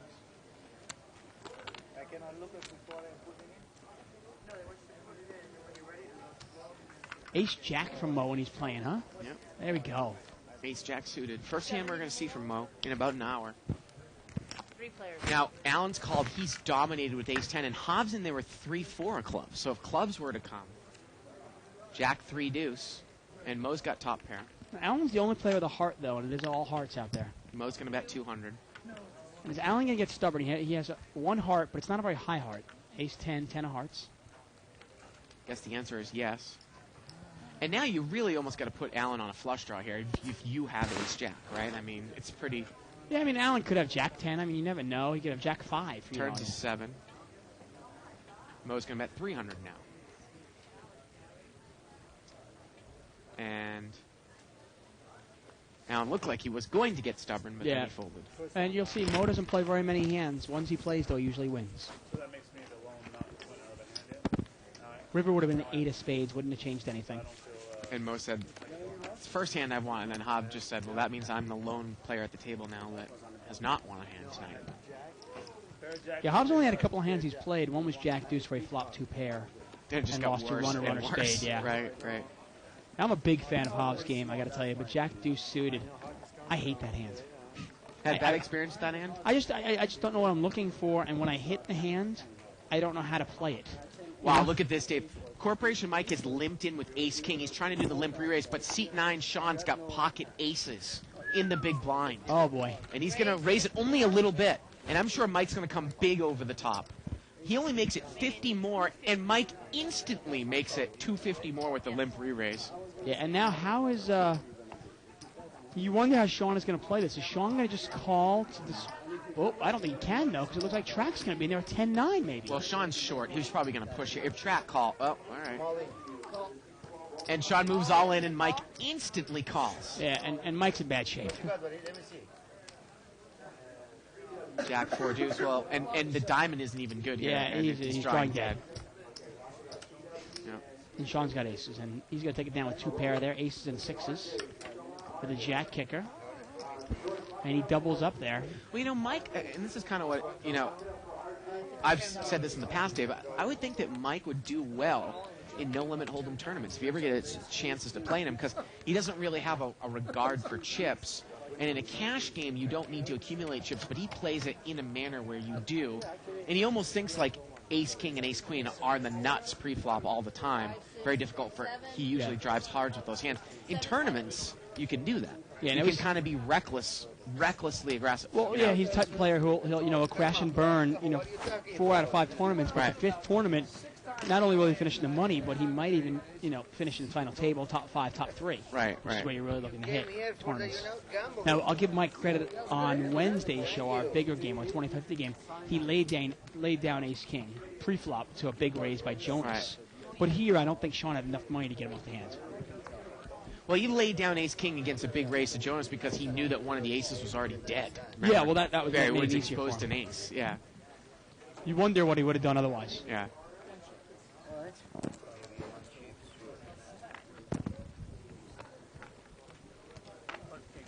Mo's got ace-9 of spades here in the big blind. Looks like it's the best hand so far. Hobbs in there with Jack 10 of clubs. Some people like that hand. Jack 10 suited. Six-way action. King 10 for all diamonds. Yeah, now this is an interesting hand here. Seat 6, Richard's got Queen Jack. He's open-ended with the Jack of diamonds. Second nut flush draw. Well, third nut flush draw. That's a nice hand there. You're open-ended with the diamond draw, and now you've hit it. And everybody checks, and the turn's an ace, and now he has the second nuts with the Jack of diamonds. Yeah, he's hit a straight and his flush all on that card. And Allen's going to bet 50 here with the 7 of diamonds. And is this a time that you just call Allen, and then if he checks to you on the river, you know you're good, and then you can go out and bet? Yeah, I happen to agree with you. Or Yeah. if you want to, you can raise it up here and then take a free showdown. But there's only one hand that's going to beat you, the Queen of diamonds. Right, but you got to be aware that it could And he is possibly gonna be in raise. somebody's hands. Yes, he did. And I'm pretty sure if Allen calls this, you just, you check it down. You think so? I would think if Allen called and then checked me on the river, I would still bet with the Jack of diamonds. You might. You know. A lot of players do that. A lot of players, I've been playing this game. It's the weirdest thing. I've seen players do this where they'll bet with the nuts. All right. I'll raise them, and then they'll check to me, and On the I'll river. check behind them with like the second nut flush, and they'll check and they'll go, I thought you were going to bet again, because they were going to check raise me on the river. It's like they thought they were going to check raise me then. Well, if you do bet on the river with the Jack of diamonds and you get check raised by Allen, it's pretty easy to lay down. Yeah. Yeah. But it's not a bad bet if you bet a little on the river as well Right. and safely fold it and it gets raised. Right. I mean, you're certainly not going to get called. You're either going to get raised or not get called at all. Sean's playing the good old 7 deuce offsuit on the button here. 7 players. Here we go to the flop. King 9-10.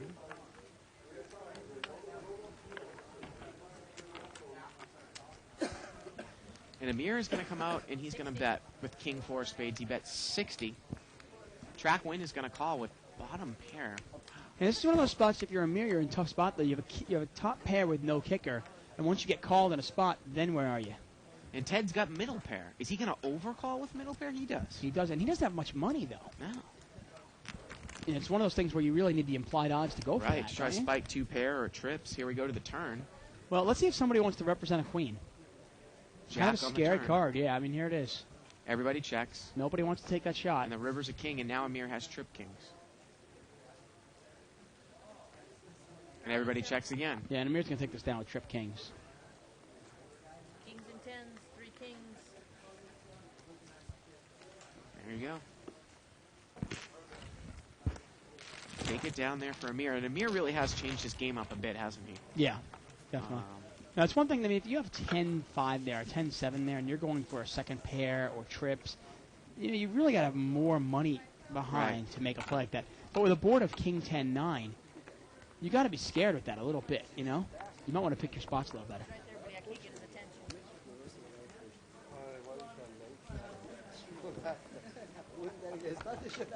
Thank you.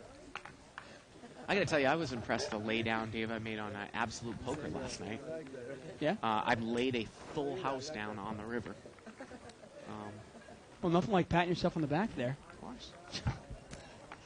I'll tell Did you you a little bit have about a the top hand. full house? No, I'll tell you a little bit about the hand. Okay. Limped around here. 220. And we have a raise here by Mo. Well, Mo is there. Pocket tens. He's going to make it 220 here. Mo's playing it pretty ABC here, just playing the big cards. And look at this. Ted is going to call with King Jack offsuit all in here from up front. Yeah. 150 total. Yeah, and they're going heads up here. Pretty much a race here. King Jack against tens. Oh, and there's a jack. Yeah. So you want to make a deal? Do I want to make a deal? If you want. Well, it's only $300. I know I beat you. I just want to know. You Ted now says, I don't want to make a deal. No. play more. It always amazes me that guys go, no, I'm ahead. I don't want to make a deal. If I'm behind, I'll make a deal. Well, Mo's got a straight draw now, but it doesn't come. No.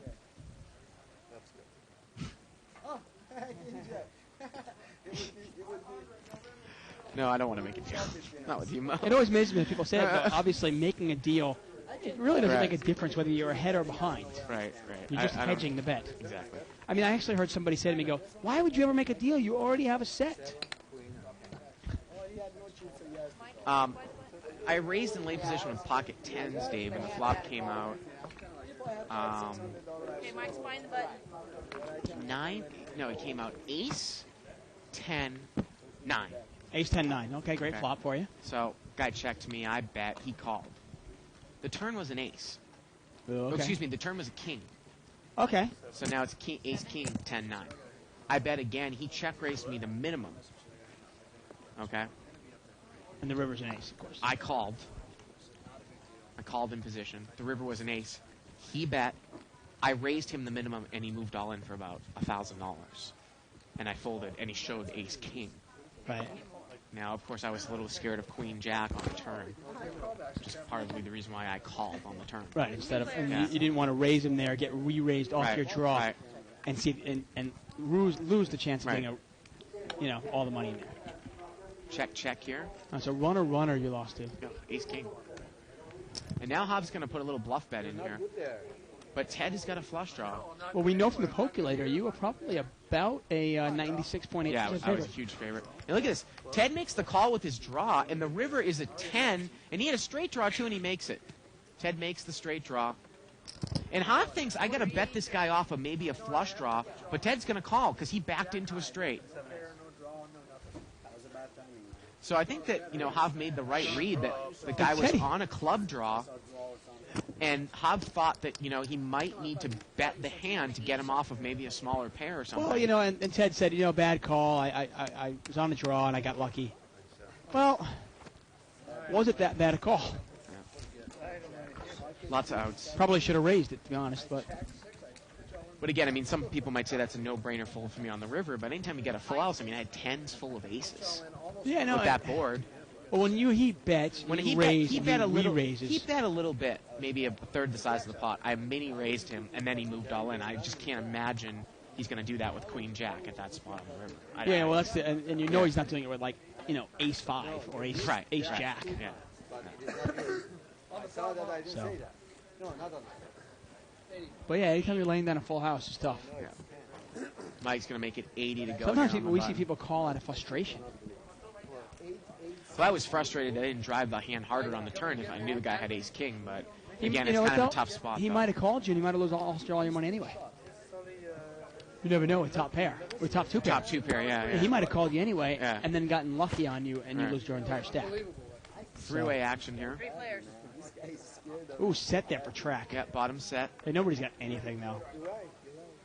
What else is new? They check it. And Mike is going to bet 240 here. Well, against Mike, it's worth it once in a while trying to get him to check raise because he'll so often bet the flop. Now, against Mike, I might play this hand with a mini raise, Dave. I might make it look like, I don't think you have anything, Mike, so I'm going to mini raise you. And then make it try to look like I want Mike to come over the top of me. Yeah. But he's actually just going to move all in here. I'm not quite all in, but he's raising. He actually about said, half a stack. all in. Oh, did he? Okay. Yeah. There you go. And I think that maybe partly the reason why Track moved all in there was because if Mike had a 6 or maybe diamonds, Mike probably would call. I don't think he has a lot of regard for the math Yeah. in the pot and stuff like that, Oh, if he has overcards and diamonds, yeah. Yeah. Well, then it's probably the correct call. But even just a 6 there for the open-ended straight draw, he might call. Yeah, it's Okay, one of those pair and things. straight draw. Yeah, it's one of those things that you both should turn your cards over. Obviously, Yeah. you're not going to call it overcards and a diamond draw against a set of threes. You would have to be getting probably at least 3 to 1 there because you're going to be about You've got to hit your flush, and obviously your opponent has yeah, redraws on. you're going to be at least a 3 to 1 dog, 75-25. So Now, let's say you have ace 10 of diamonds there, and you have this wheel draw as well. Well, then any deuce gives you a straight, any Right. diamond gives you the flush. That might be worth it. 9 deuce 9 here, and It's funny how some things work out like that. I mean, you even said, obviously, if you knew what your opponent had, you obviously push a lot harder on the turn. Right.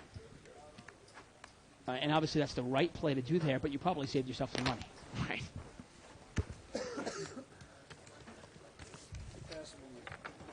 Well, actually, if I knew what my opponent had, I probably wouldn't push the turn. You might You even might let raise him, the minimum. You might let him bluff back into you on the river. You might raise the minimum, or maybe not even, just maybe raise the river. But Right. then again, you got to be scared of a lot of cards that might come. Right. Although I'm wondering if you do that, What's that? the way you play. If I knew the guy had ace king, And then he I would- raises- yeah. But you can never 100% put the guy on a hand like course ace not. king. No. Especially when he didn't re-raise me pre-flop. I mean, he was in one of the blinds, but there's a lot of cards that can come there on the river that's going to put a course. four-liner to a straight. So. Yeah, well, and Queen Jack is a definite possibility in Yeah. a raised pot. Right. You got to be aware that it's there. Interesting hand here for Allen. Allen's got 10-9 of hearts, but the raiser is actually Sean, and he is in the Pocket fives. yeah he's in the big blind with fives.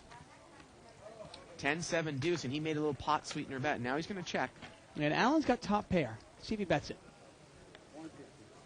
and he is going to bet it. And actually, I think Sean just raised an early position, Dave, with fives. Okay. And Allen's going to bet 150 here with top pair. And Mike is going to call.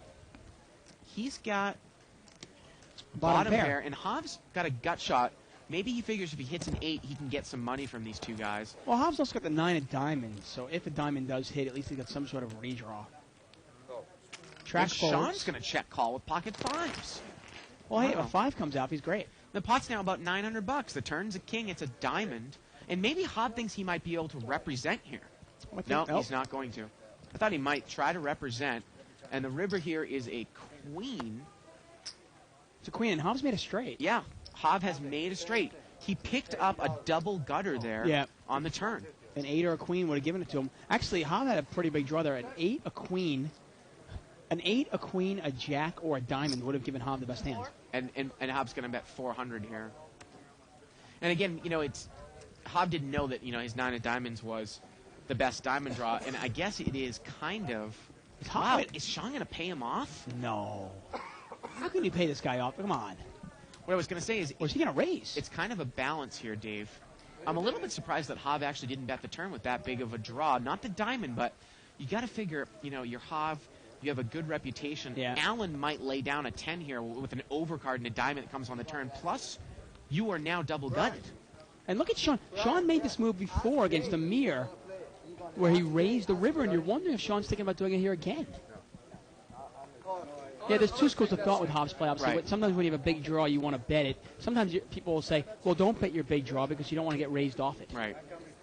But I think with Hobbs' image, he puts a bet there in the turn. I think he takes it down with a Probably, semi-bluff. especially the king. Also, you can Right. represent that king. Well, the king is an overcard to the 10. You got to figure Allen throws a bet up. He probably has. A 10. Remember, this is you got to go through the school of thought of the way that Allen plays. He has a 7 with a high kicker or a 10. He doesn't have a big hand like 2 pair or set because he would probably check call or check raise the flop. Exactly. Lines, please. Now Mike is called. You don't even know what Mike has had. I mean, when the turn card comes diamond, And they both check you're at one after Mike, and you basically have position. You know that Mike's not going to check a flush to you because you're hot. You're not going to bet it normally unless you have some. Right.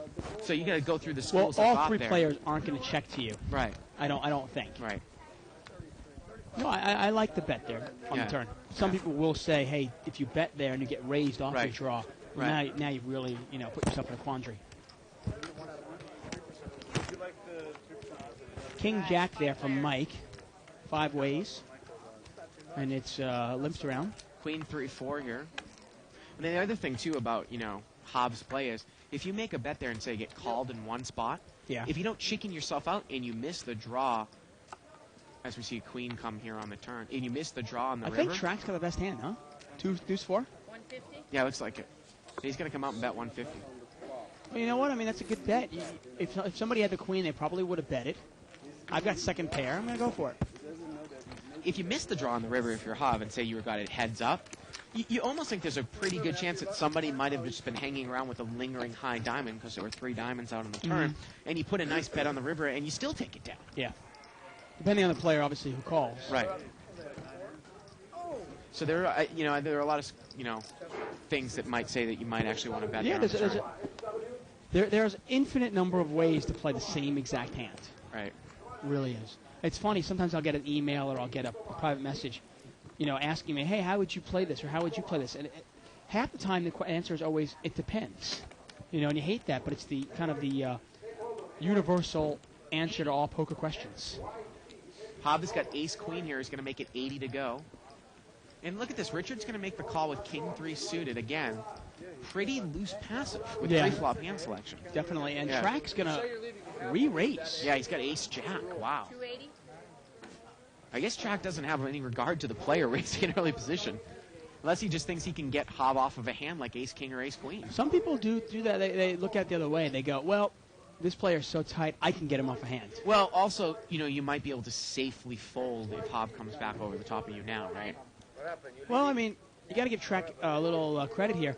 If Hobb just calls and they both miss the Yeah. flop, which is likely, Look at Allen here. He's thinking about it, Dave. You got a raise by Hobb and a re-raise, and Allen's going to call a raise and a re-raise with king queen offsuit. A hand that doesn't even really call for a call anyways. and what is Hobb going to do here? Yeah. Call. He He's calls. going to call. And this flop is most likely going to miss everyone. Yeah, I mean, you see the queens that are dead already. You see the aces that are dead. You see the kings that are dead. Got about a $450 pot. And more than that, the raise was $250. 9-6-3. It misses everyone. Well, that would have been a big flop for Richard. Richard had king 3 of spades. And, of course, like we said, the flop is most likely going to miss everybody. It's going to go over to Track, and you wonder if he's going to put a bet in. Sure enough, Gets checks or yeah, Track? Allen and Hobb both check. And, Wow, wow, Track checks. Turns a spade. nobody has one. Now, if you're going to re-raise with ace-jack, how do you not bet that flop? Now, if I get to check to him again, you'd imagine Track is going to throw some money in there.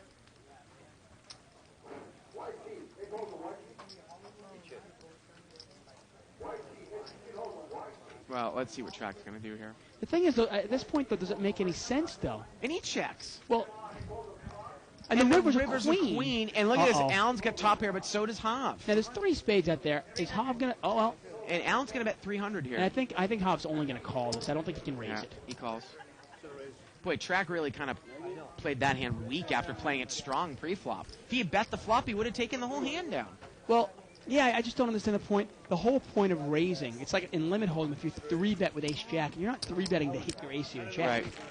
You're 3-betting to control the hand in position. And in the same case here, you're re-raising Hobb to take control of the pot. Why not bet the flop? I mean, Track is usually, his poker instincts are usually right on. I'm really surprised he didn't throw a nice $500 bet in there into the $750 pot. He probably takes it down. Then Mike is second. You can take this one off. Gonna go now or? Straddle? Once again, we are live at the bike, folks. I'm David Tuckman here with Bart Hanson. We do live cash games, webcast of live cash games, Monday through Fridays from 7 to 10 p.m. Tonight you are watching No Limit Hold'em with a 10-20 blinds. Now, Mike has the straddle spot here, and Amir's got pocket queens. And it always begs the question when Mike is in the straddle spot, do you want to just limp in with a big hand and wait for Mike to raise out of the straddle spot when you know he's going to do it at least 50% of the time? Yeah, sometimes he'll disappoint, though. And you imagine if he doesn't do it this time, then what do you do? Well, Amir's going to raise. We can't see what Mike has over there in C3. Maybe that's it. Nobody's going to take it. I think Mike's moving to seat 4. Actually, Amir did limp in. Did he? Yes. Amir did limp in because Track limped in after Mike's him. got a king. Well, he's got king 3. That might, yeah, he's not gonna. He's not. Well, there gonna you back. go. And now it's one of the 50% times that did not do it. Well, ace deuce 3 here, a couple spades. No one has an ace though, No. Mike's got a 3. 6. 60. and Amir's gonna bet 60. Kind of a let me see where I'm at bet. And Mike called. Turns a deuce. That's a scary card. Now you can't beat the ace, the deuce. Well- And the river's a 7, and Mike's gonna bet, and Amir quickly calls. It looks. Well, Amir hasn't called yet. Yeah. You know what? You don't put Mike on the ace because you figure if Mike had an ace, he probably would have raised in the Right. straddle spot. Now, what did he call me with? A deuce or a 3? Or a missed flush draw. Right.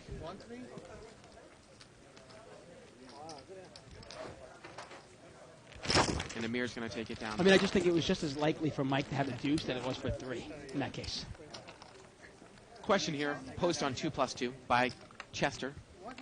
Dear Bert and Ernie, if you've been continuation betting pretty consistently and wake up on the flop with top pair, top kicker, bet and get raised by someone you are not familiar with, what do you do to decipher if he has an overpair, two-pair set, or top pair, top kicker? You know, Dave, I was talking to you about this situation. When you raise an early position with ace-king, and the flop comes ace-high, say ace-10 something, and, you know, what looks to be, you know, somebody who's not crazy raises you. We got pocket aces here. And that's for Mike. And Mike's in the straddle spot. And he with has the aces. So we'll answer Chester's question in a second. And Mike's going to raise. 240 more. He makes it 240 to go. And he's going to be pissed when he doesn't get any action here, I'm sure.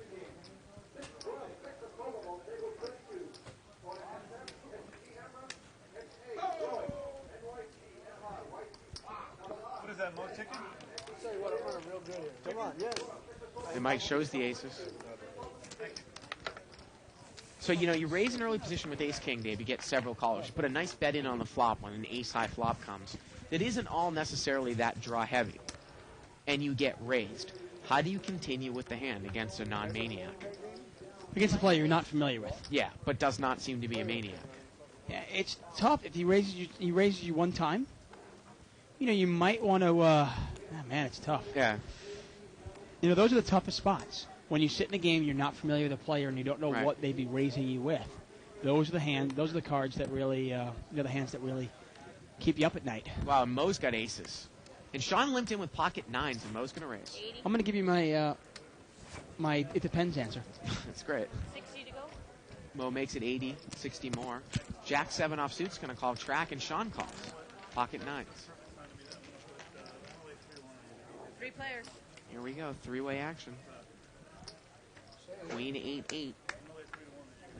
Check, check. And is Sean going to get in trouble here? Mo's going to bet. 100. He bets 100, kind of a weak bet. And look at that, Sean quickly calls. Well, maybe Mo isn't that scared because the board is paired, Dave, of, say, 2 pairs. Turns a 4. Sean checks again. And Mo's going to check right behind him. And the river's a club.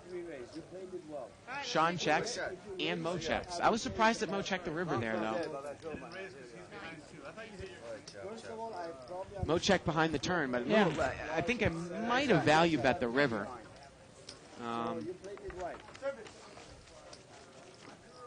Addy, service. I Again, kind of I pick guess up the there's- hand midstream, so. Yeah. Yeah, I'm trying to think of what to do there. I mean, it's really tough. You have ace king, the flop comes out ace, ace 9-3 rainbow. Right. You know, you bet, and a player you're not familiar with raises you. I mean, I told you it happened with me against a maniac who was Jay, if people are familiar, Indian Jay. I Right. think he's, he Maniac. raised me. Mini raised me on the flop in this game. You know, Right. I bet 200 on the flop. He made it 400. I had about 1,800 left. Pot was about $800. If I want to raise the pot, in essence, I'm putting myself all in. So what Wow. do I do? 9-9-10 on the flop there. 7-9 over there for seat 2. That's Alan. Check. Let's see if Alan's going to bet with trips. Well, Sean's got top pair, and he's going to bet. He's going to bet 100 here. 10-9-9. Mo's calling with overcards and a straight draw. And Alan's only going to Alan call. just calls on a connected 3 board. players. I mean, it's got to be scary there, buddy. Turns a jack. Now Mo picks up top pair. Yep. And Mo's going to bet 100. And this might be a little bit of an information. And now Alan raises, and now Mo knows that Alan has trip 9s. Exactly. Or king queen. Right. You know, I mean, There's minimum. no way that Alan would raise here with a 10 or with a jack. No, I mean, I mean, some people would say, well, would Alan raise with, say, queen jack here, open-ended with No. the, and you and I both know, in all likelihood, that's a calling hand for Right, Alan. right. What's the point? 50 and what? And Mo's Yeah, going to lay it down there you very go, quickly. see? Yeah. See? Yeah. He risked $100. He gets the information he wanted. Right, right. That's the end of it. Lay there. What are you talking about? Again, I mean, top pair, top kicker is really a tough hand. You don't want to go broke with just one pair and no limit hold'em, so you got to be careful with that. You know, maybe depending on the raise and depending on the stack size. I mean, a lot of us, it depends on that stuff. Sometimes maybe you call, and maybe on the turn you put another bet in there. And you put maybe, you put some sort of a little blocker bet, not a weak bet, but kind of a blocker bet and see what he does again. And if he raises you again, well, then you probably know you're beat. And if he just calls you, maybe you're not beat. You never know, though. I mean, that blocker bet against, good opponents. Well, yeah, that can at this easily point, be sniffed out. Yeah, but at this point, I don't know what the guy had. I'm unfamiliar with this player. I don't know if he's good. I don't know if he's experienced. I don't know if, think about it. The flop is ace-9-3 rainbow, and I raised. Maybe he has, couldn't he have ace-jack or ace-queen? And I have ace-king? Wouldn't that be the same exact play? But if I bet again into him on the turn, can he raise me with ace-queen or ace-jack? I don't know. That's the question. $60 more here, and I'll get back to that hand with Jay. I think I talked about it on the show earlier. So Amir's raised to 60 more with ace-jack of diamonds. Yeah, under the gun here, huh? It's a hand that's tough to play out of position. Four-way action. Most hands are tough to play out of position. Queen, Jack, 3. Well, no, he hasn't hit anything here. Yeah, Sean's got the backdoor spade draw. Amir's got second pair. Well, Amir's going to come out and bet here. He's going to bet 80. He's going to make that continuation bet. Well, yeah, he's the pre-flop raiser, plus he's got second pair with top kicker. Why not fire at it? He actually has the best hand right now. And I don't think anybody can call. No, it doesn't look like it. Well, I'll give you an example of a hand. Well, so anyways, what would you have done in that situation against Jay? Right, we had talked about that. Yeah. And I said, moving all in is not a bad play against Jay. And I ended up moving all in, and Jay had actually flopped a set. He had middle set, and he actually raised me on the flop, which I found very surprising. Now, I'll have a hand that I played against Barry Woods, Dave, on Wednesday. In the 5-10 no limit game, we were playing six-handed, and he had raised, and I had called with ace-queen suited, and the flop came ace-9 deuce rainbow. He bet a pot-sized bet, which was about 150. Right.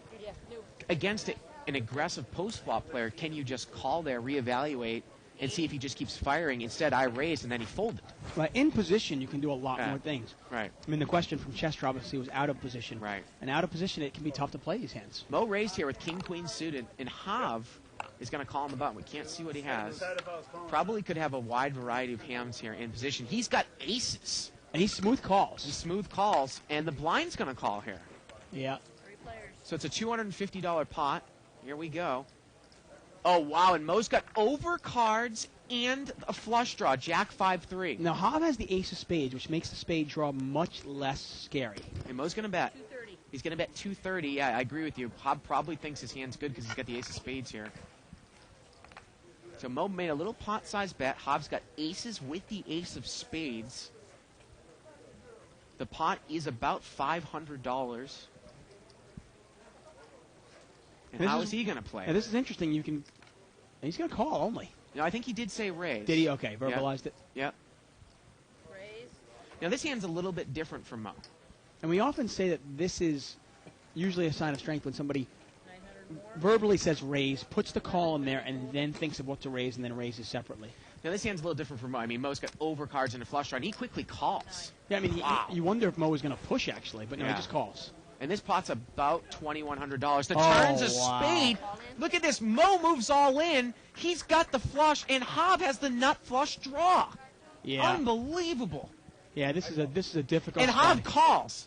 And they're probably going to run it multiple times. They're probably going to run it multiple times. And Mo's in great shape here, Dave. Yeah. There is 6 spades there. There's 7 spades left, folks. Yeah.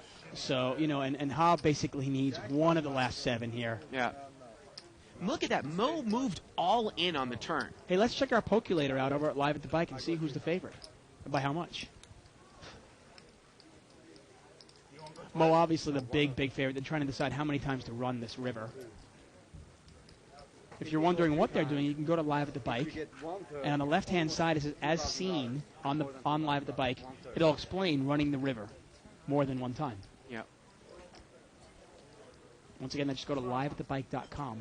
You go once? And Hav says we're just going to run it once. Twice, but Good for you. Again, it doesn't make any difference. Obviously, it's just, there's 7 spades left in the deck, folks. $2,000. If Hav hits the spade, he wins. If he doesn't, Mo wins. just go. All right.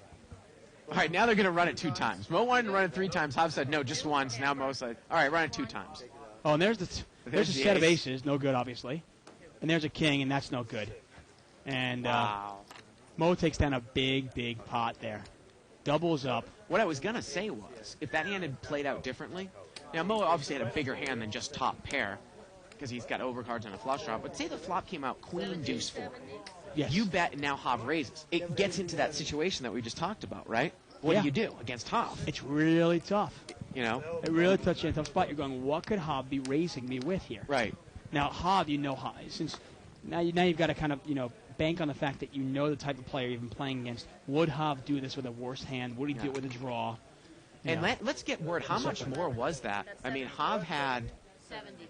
I want to say Mo probably had close to $2,500. I mean, that's a $5,000 pot there, I think. Yeah, probably. I mean, what he's got another $1,800 in front of him. What did Hav just have at the last chip count? I don't know. I'm asking if anybody's got that literature here. Well, we'll find out really quick because whatever's in front of Mo is the pot size. Yeah. And Hav raised it up to about $800, and Mo called, and then Mo had another All right. $1,800 in. I'm saying that pot was in excess of $5,000. And Hav had there $3,000, but That was about a half an hour ago. and that was Forget before words. Mo had won a couple of little hands. Yeah. So I'm going to guesstimate right around the 6,000, 50. Yeah, 5,000. 5,400, 5,500, right around there. Yeah, it looked like Hav's got a little bit of chips left.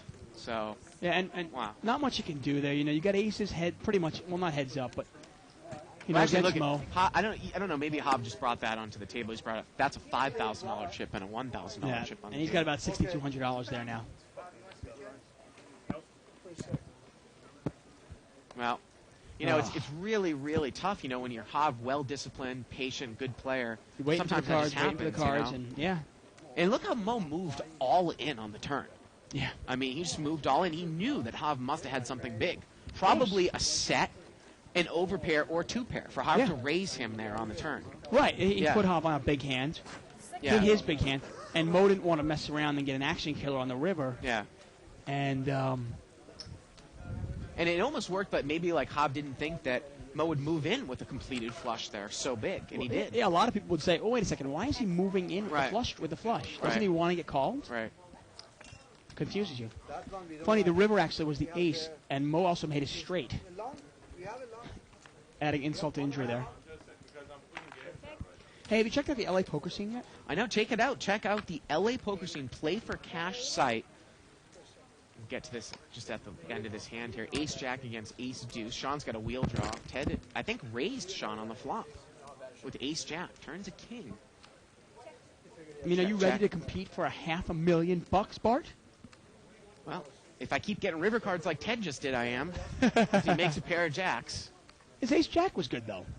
Come on, Jack high was good. And he's going to come out and bet here. Yeah, and Sean's not going to call, obviously. Yeah. $500,000 free roll extended until October instead of July. Sign up at the LA Poker Scene and get one free entry. Actually, if you sign up, you get 3 gold bars. And if you use the special deposit bonus 5x 500K, you get 5 gold bars, and those gold bars are obviously used to enter into Stage 1 tournaments. If you win a Stage 1 tournament, which we held 4 times a day, Yeah. you get an entry into the final stage $500,000 free roll. Yeah, and that will be held October 1st. And what's first place for that, Dave? $200,000. Wow. You can also get into the main event at the World Series of Poker for 5 cents. 5 cents. Check it out, lapokerscene.com, or click on the banner on the right. For a nickel, I think you must have side of your screen. misread that. Right? It's not a nickel. What can you get for a nickel these days? Penny candy? I don't even think they have that anymore. I went and bought penny candy before. It cost me $0.25. Yeah, check this out.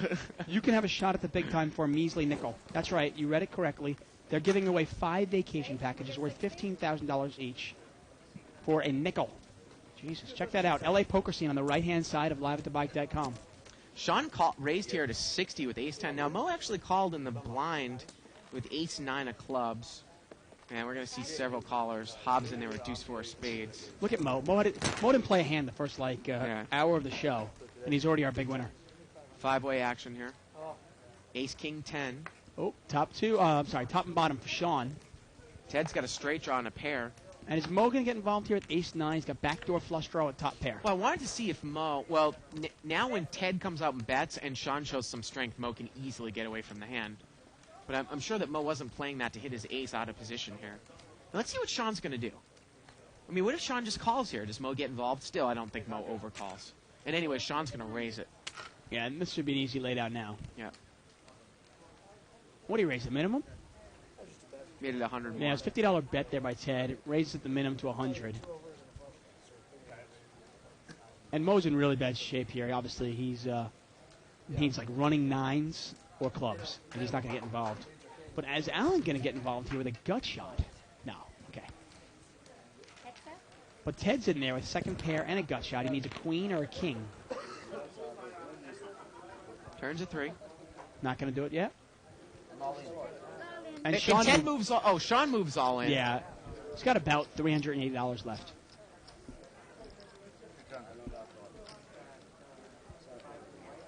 Actually, he's got more like 600 there.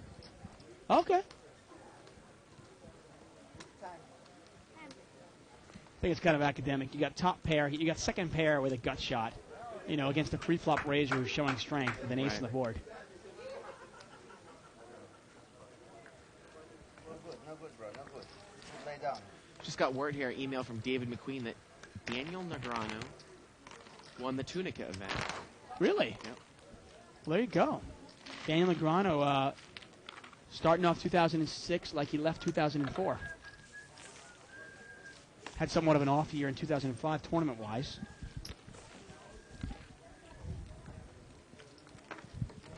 Good to see him back on the winning track.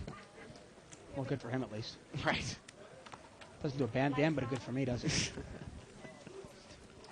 He actually severed his deal with Wynn. Yes. He no longer is the ambassador to their poker room. I like the Wynn's poker room. I mean, there isn't much in terms of game selection compared to the Bellagio, but It's a nice room. yeah. I mean, they have a 5-10 no limit game there. Yeah, it's a And nice Barry fun- Woods is there, so I mean, They had he plays there. So Does he? Does he play at the I'm Wynn? gonna hop into that game. Yeah. He doesn't play at the Bellagio, really? No, he plays at the Wynn. Okay. Yeah. I'm Live just straddle here I'm by just a Mike. big Bellagio whore. I love that place.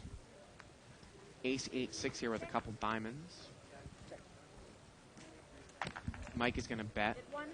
Bets 100 with absolutely nothing. He's got Jack high here, and he's going to take it down. Yeah. Now, I don't know if that's probably like you're a Bellagio whore because of the poker, but in terms of a hotel being the nicest, I have heard that actually the hotel at Mandalay Bay is the nicest hotel in Vegas. I like Mandalay Bay. I mean, out of my hotels, I like Mandalay Bay is nice. Yeah. Wynn is nice. I mean, for Have you me, stayed at the hotel? I've stayed at Mandalay Bay. The hotel, though, it's different. It's different from the main Mandalay Bay hotel. Oh, no, I haven't Yeah, stayed at that, no. yeah. I just stayed at Mandalay Bay. Am I right about that, Evelyn? It's different. For me, Bellagio's got everything. It's got really nice restaurants. I like the food they've got there. I like the pool they've got there. I like the gym they have there. And the poker room is right downstairs.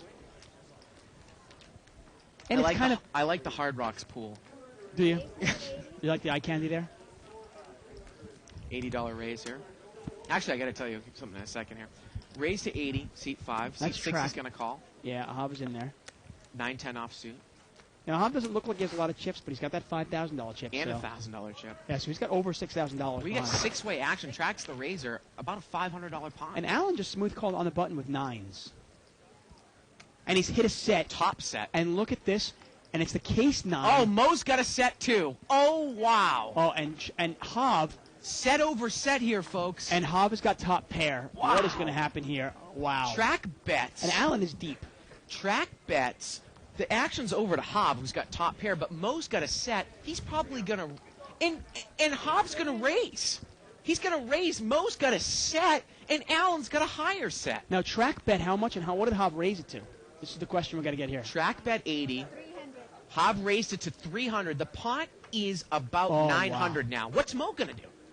You wonder if Mo re-raises this and Allen moves over the top, what is going to happen? How can Mo get away from the hand? Mo's just going to call.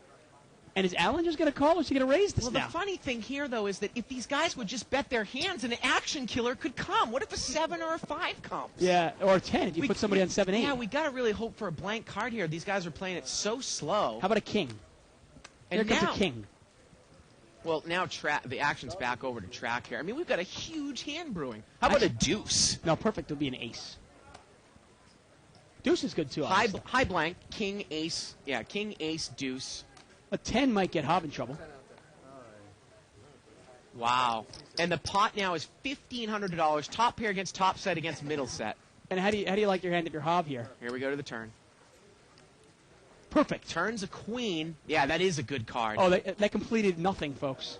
Hob's going to check. He knows he's probably beat. Yeah, he's not dumb. And what is Mo going to do here? You got to be scared a little bit in the sense of, wait a second, what are these guys betting? I got middle set. It's a $1,500 pot. Allen's got at least $2,000 behind here. Even more than that. Yeah, and Mo's going to come out and bet. He's going to bet a lot. 1,500? 1,500. And Allen's just going to move right all in, right away. And Mo looks at him like, what? Wow. Mo's got to think he's probably got something like Queen 9. Queen 9, or a 6 set deuce. of deuces. Maybe a set of deuces. Yeah, I don't think Mo can get away from this hand. The only hand that Mo's going to lose to here is a set of 9s. And Allen might do the same thing with a couple other hands, like a set of deuces, Queen 9. Yeah, and it's an easy laydown for Hob, and he gets away from it. And how much more does Allen have here?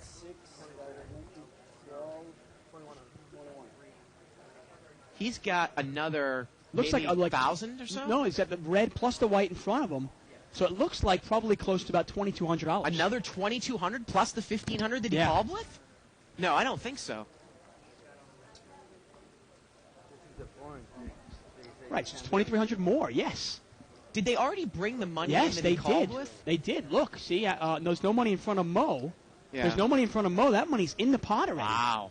So we're talking about a pot now that is, $3,000 there on that street plus $2,000. About a $7,000 pot, about $2,000 a call. Let's hear what Mo's saying. $7,000 in the pot. You got the small set? $2,000 to call. There is no good in this hand.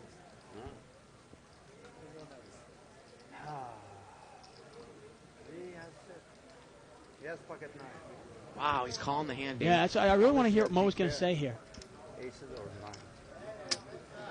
Yeah, aces worked out real good. You've been beating up the aces. Mo really knows Allen. He's trying to put him on a hand here. Would Allen make this move with Queen 9? I wonder. No, to me, you got to put him on deuces or 9s. It's one of the two. The problem is, though, is it's half and half, right, Bart? Right. The pot is how much now? Yeah, he's going to make the call, and it's going to be a $9,000 pot. Pot was $7,000, $2,000 a call. Half and half, like you said, 50-50. Exactly. And you're getting 3.5 to 1 on your money. Yeah. River's a 5, and Allen's going to take it down. Yeah, and Allen takes it down. Yeah. And he said, I knew he had a set. Yeah. Just didn't know, did he have a set of deuces or a set of 9s? It was very clear. It's pretty obvious Allen did not have queens there, because he probably would have raised it pre-flop. But the way Allen plays his hands, he just called the flop, and then he shows all that strength in the turn. You got to put him on a set. And again, like we said, let's say there's a 10% chance he might do that with top 2 pair. Then the other 90% of the chance, other 90% of the time, half set of deuces, half set of 9s. You're definitely getting pot odds. You're getting 3.5 to 1. You got to put the guy in a range of hands. Well, if you look at it, even if you eliminate the Queen 9, you just say he's got Yeah. 9s or he's got deuces. Right. You go, okay, 50% of the time he's got 9s, 50% of the time he's got deuces. You play it the same way either way. You go, okay, well, if I'm getting more than...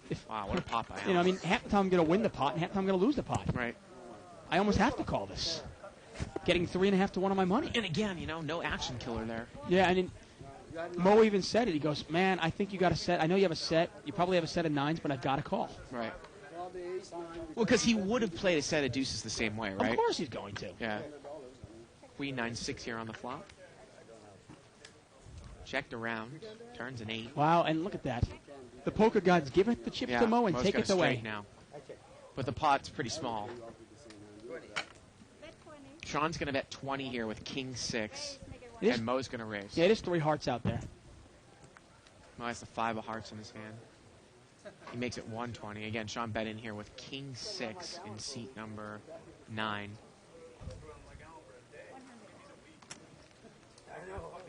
We're heads up. King 6 against 5-7. And that's tough. That's set over set, man. That's call that overhead in poker, huh? For a professional poker player. How many times? Can you count the number of times? How many times have you lost set over set? $8,000 pot. In the last, say, year.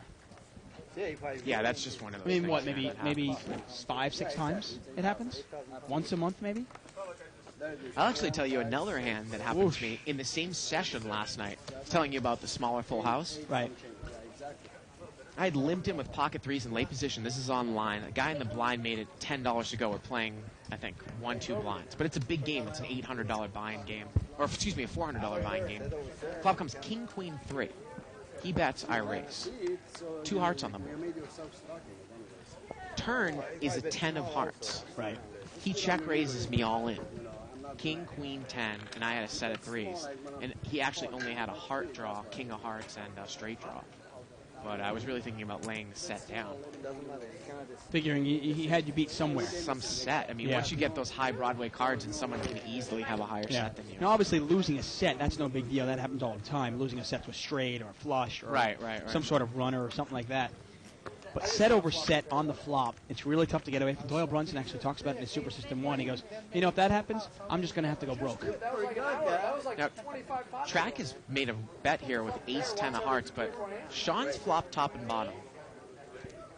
Sean is usually raised with his pretty good hands, and he's going to again here with 2 pair. Question now for Track here is that you've got a guy here, Sean, he hasn't been all that out of line. You bet here. Here we go, Dave. You bet with ace 10. You get a raise on a semi-connected drawing board. What are you going to do with ace 10 from up front? Yeah, ace 10's obviously a lot weaker than ace king. Right. Because then you got to start looking at it going, what can I beat? Right. I can only beat ace 6, ace 7, ace, you know what I mean? You got to go, you know what? But he's just going to instantly call, though. Yeah, I mean, you're badly behind a lot of hands. Yeah. What Turns You a know- diamond, it just gets worse. Yeah, it and gets worse and worse here. It's another hand you can't beat. But it goes check, check. And Sean has the ace of diamonds in his Wow, hand. the river is a 4 of diamonds, and Sean makes the nut flush. Sean's going to move all in here. Track can't beat the 5. He can't beat ace 4. He can't beat ace 5. He can't beat ace 7. He can't beat any diamond. The only thing he can beat is ace 8, ace 9, and ace 6 with no diamond, right? I'm trying to figure out something he can beat. Yeah. Wow. You got sashimi in it? Or Oh, okay. Thanks, Tom. like salmon sashimi or... Unbelievable. And once again, if you're checking out the LA poker scene, and you can go to liveatthebike.com. On the right side is LA poker scene, and you can sign up with the code of. Hold on, I'm getting that for you. 5x 500K, right? Amazing. Yeah, 5x 500K. New signups get 3 gold bars, and you get another 5 gold bars for making a first deposit using that bonus code. Once again, it's 5x 500K. Fucking nines make money. Not always.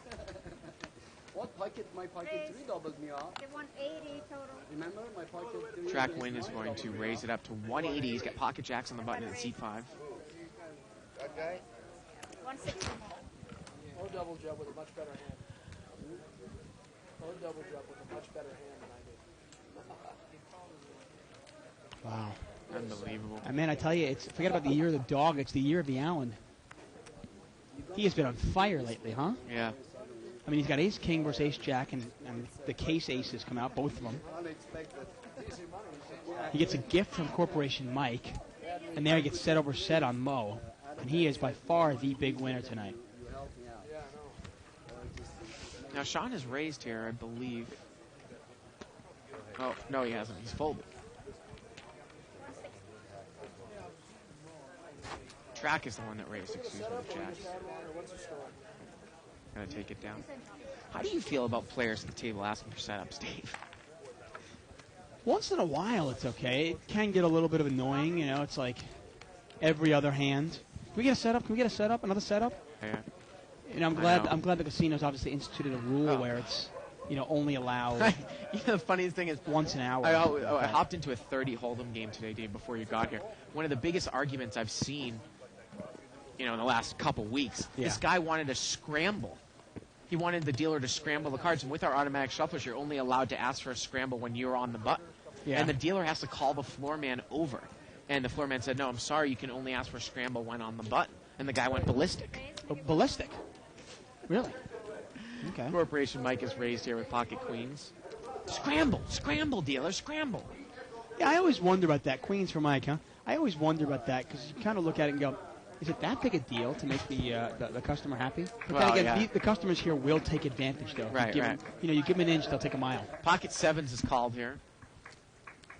Jack 4-10. Mike's got the overpair. Yeah, not a good flop for sevens there. Sean checks, and Mike's going to bet. 240. And it's not really the flop you're looking for when you got two sevens.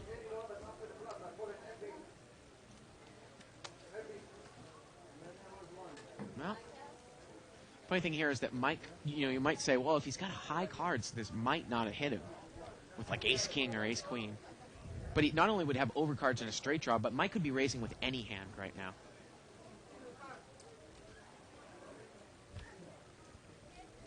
I don't think I'd really get involved, even against Mike, would you? Unless you were going to raise here or something. Yeah, I mean, you can raise him if you think Yeah. he's got garbage, but But how would you ever know? it's one of those things, you pick your spots Yeah. here. You're out of position. If you raise him here, then you got to follow through on the turn. Maybe if you want to call and then represent hearts, if a heart comes out, you can also represent, say, if a straight card comes out, you can represent that as well. Well, the funny thing, though, is that we know with the overpair that Mike has, he's not going anywhere. Right, regardless obviously, of it's what easy comes for on us. the turn. Get a 2+2 posting here from Arvin. Says, Dave and Bart, you have some competition on TV. It's called High Stakes Poker. The first cash game on TV on GSN. It's actually not the first cash game on TV. Right. LA Poker Scene was the first cash game on TV, and that's done over in England. That's right. And that was our show. Obviously edited down to 90 minutes. And obviously our show very different from the high stakes game in the sense that their game is edited, all done in post production. You might see 10, 12 hands. I have to come out and say I think that it calls for more commentary than they give it. Yeah. I mean, AJ Benson. I mean, what the hell, man? Give me a break. I mean, you'd like to see somebody like Barry Greenstein Right. commentating. You want to see some really good analysis of those hands. Gabe Kaplan, he's okay. We got an $80 raise here by seat 4, but I just wonder sometimes where they get these, say, so-called play-by-play guys. Yeah. Pav called ace-6 of diamonds, probably playing the player there as Mike raised with ace-queen. Yeah. And Allen's going to call with 5-8 of clubs. Yeah, Hav hasn't had much luck tonight. Like I said, I really like his game, but he's just, he got the short end of the stick when he had the aces. Hasn't really hit much. Hit 2-pair with his jack deuce and lost a runner spade. He's had a tough time with it tonight. Four-way action here. Well, here he's flopped trip sixes. Yep. See Let's see how plays he's going to play it. Yeah. And nobody has anything. Well, if Mike comes out and bets, Mike's going to bet 250. How do you play it? Do you let him keep bluffing into you? Now, anybody else you might want to raise, but against Mike, you might just do this. Yeah. Problem here, though, is that Mike's probably just going to shut down, isn't he? I mean, Yeah, well, if he checks the turn, you could probably check behind him. Maybe an ace will come out. turn No. to 3. You might check behind him, and then try to throw something on the river. Well, Hop's going to bet. Yeah. And that'll probably get the hand over. He's going to bet 250, which is really small. It kind of represents either you're pretty weak. Wow, or, and Mike's going to call, Dave, and Yeah. he's drawing dead. yeah, if a queen or an ace come out Yeah. here, Mike could get himself in trouble. Oh, the river's a 4. Yeah, that's not going to do anything. Let's see if Mike tries to get tricky, though, and represent the clubs. No, he checks it to him. Hop's going to bet, looks like 300. Hob looks pretty confident there, doesn't he? Doesn't look like a bluffer to me. Obviously, I know what he has, though. I just don't know, why would Mike call the turn, though? Is he that frustrated with a big, I guess he had an overcard. Yeah. The weak bet, maybe the weak bet kind of, maybe he put Hob on 7-8, and he figured the weak bet was, that was it. Wonder if Hob is going to fire again, and maybe he can win it down with ace-queen. What's the best hand? What you have? Tell me what you had. Button moves over there to seat 9. You think you were good, really? No queen, no ace on the board? You think you were good? I'll tell you what, if ace hits, you go broke. How's that? Did I tell you what I had? Huh? I'm not go broke. There's 1,000 in the pot. And it's funny when I say something like, oh, well, I probably lose a set over set a couple of times a month or something like that, or one time a month, and somebody on the internet kind of laughs at me like, well, that happens to me once an hour. Right, You wonder how many more hands they see on the internet. right. Wow. A couple of ducks in seat 9 for Sean. Limped around here. Ace 6-3, Rainbow. And he's looks like right now he's got the best hand. But hard for him to know that. think it's going to get checked around here. Turns a king, and that gives Track a pair of kings. Let's see if he's going to fire from seat 5. And actually, Ted had Jack 6. He did have the best hand on the flop. Track is going to bet. Yeah, bet 100. I gotta say, I mean, you look at this table, Dave, and I mean, we haven't seen that many fireworks, but what a great table. You know your players. You know that Mo is very solid. Hob is very solid.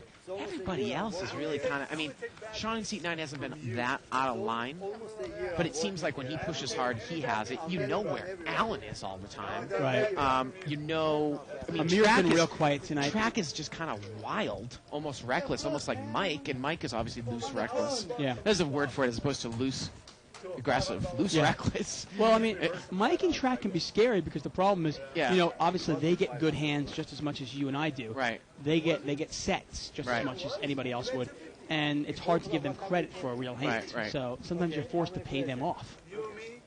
Okay, 3 more people. No, one other caller for 80 and then 300 before the flop.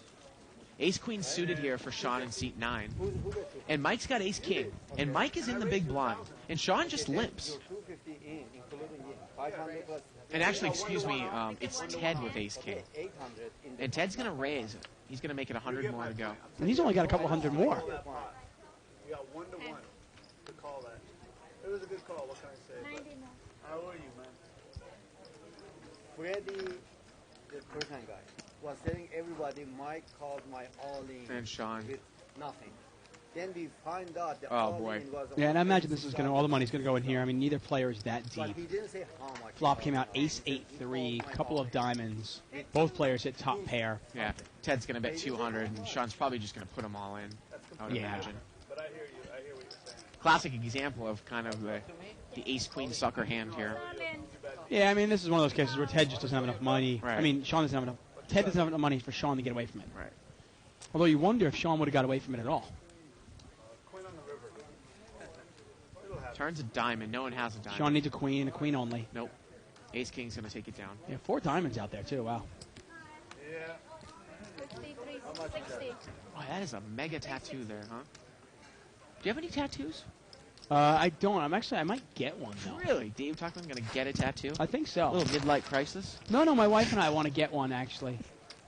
We want to get one together. Oh, really? Kind of a tattoo to Like on your ankle or something like that? No, probably on my arm or something like that, just to, kind of represent our unity, our love for each other. I see.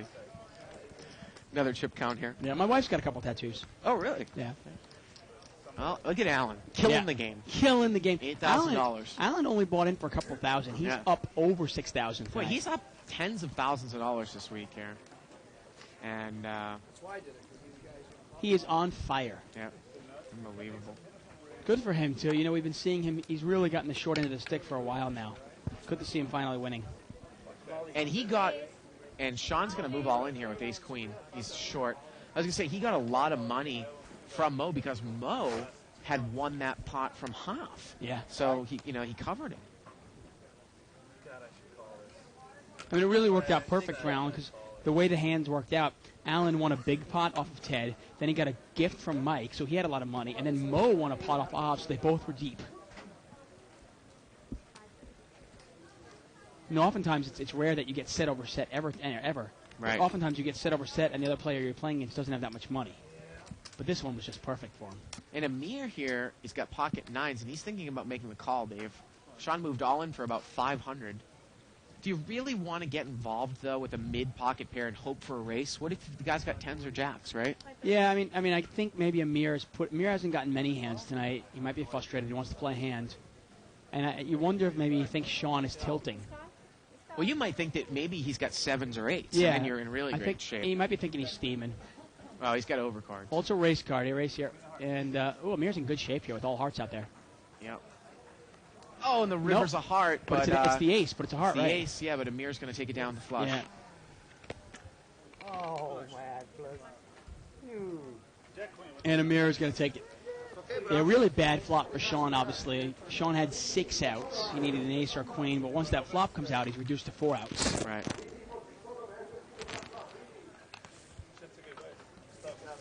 We have a little bit over maybe a half an hour or so left in the show. Anything big planned for the weekend? I have a couple buddies of mine that are in town Oh, in yeah? Boston. They're actually here at the bike now, Oh, and looking forward to meeting up with Some them Bostonites? after the show. Yeah. Real assholes, good. which is like everyone else, right? Somebody, Boston. everybody else from Boston, exactly. Right. Cool. That's pretty cool. Yeah. Button moves over here to seat 4. Tonight's no prize. You can catch us next Monday through Friday. Next Monday is our limit hold'em night. And if you're watching and you want to play next Monday, come on down. Sign up by, say, 5:30 or 6 o'clock. Game will start at 7, and it'll probably be 8-16 hold'em, limit hold'em, on Monday, live at the bike. It's 7. Race 7. Ace King for Ted, and he's raising it up. 50 more. We'll give somebody a And he makes it 50 more, and Hob is going to call with Queen 6 offsuit, Wow. trying to give somebody a bad beat. Please call. Yeah, I want to give you a bad beat. And Allen's in there with 8-3. What? See, I told you Allen would play 8-3. Well, Ted's all in here. Oh, no, Ted's got money. Oh, I thought that Ted was all in there. No? Is he? Oh, he does have money. No, yeah, behind. he had Ace King before when Oh, he that's doubled right. up, so he had about 600, I want to say. Queen 4-5. He's going to bet 200 here with Ace King. Yeah, and and look at Hob- Hob. He's got top pair here. Now, this is the thing. Hob's got top pair. Does he call this? Now, is this the flop you're looking for with Queen 6? He checked it. Ted bet. And he's asking how much he has left, and he says he's got 700. I don't think Hob just wants to piss away like $1,000. Of course not. Yeah. I mean, I think he had $700 total, so 500 more, maybe? I mean, do you really want to... Maybe he's got a little read on the guy. He's going to Yeah, call. well, he's hoping he just missed. He's got top pair. Turns at 10. Now he's got overcards and a straight draw and goes check, check. Yeah, Ted needs a jack, an ace, or a king. And there it is, Ace King. Either one of those is good. Either one of them. And Hob just said, I think you got Ace King or Ace King. And Ted checked the Ace King. Oh, no, he didn't. He's going to move. Okay. Ace King? He moves all in. I said, you got Ace Jack or Ace King, and oh, man. The only thing, see, this is the problem with playing Queen 6 out of position. You can't really fault Hob, but at the same time, you're looking at it, you call the flop, you call pre-flop, you hit top pair, you check to the raise your bets, and now you don't know where you're at. Well, he's asking how much it is, because he can beat Ace 10 or Ace Jack. Not going to tell me? It's about 7-10 more. Yeah, so but would Ted bet ace 10 or ace jack? probably I'll not. give you a call. I mean, the only thing you're betting here, you got to. I mean, the board. There's no real draw out there. There are spades, I suppose. If your opponent missed spades, you could be betting. But Well, it's just funny that Hav was just screwing around with his hand and he got himself into all kinds of trouble. yeah, and that happens sometimes. I mean, out of position with a hand like Queen 6 offsuit, and you really put yourself in a problem. And by just checking and calling, and then checking and giving the free card, you've let your opponent get there. How much? I'm not sure if you want to play that hand any more aggressive, but that's the problem with playing it out of position. And Didn't make a straight, though, right? it's about 650 to call here. Hav asked him if he made the straight. Hav said, "Did you make the straight?" Some options. You could have me out kicked. What to say?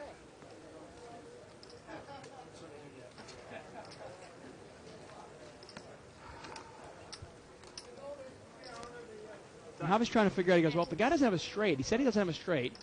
What could he have that could beat me that he's going to bet the river with?"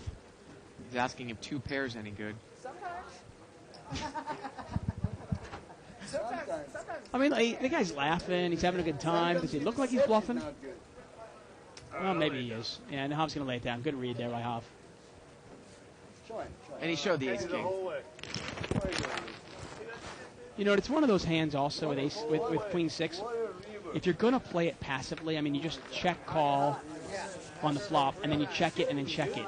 Do you really want to end up losing $500-600 in that hand? Well, right. I mean, it just got worse and worse. He ended up losing $300 or $400, and then if he made that call, he would have lost $1,000. And Yeah. as tight as Hav plays, You don't want to lose $1,000 Yeah. with Queen 6 offsuit. yeah.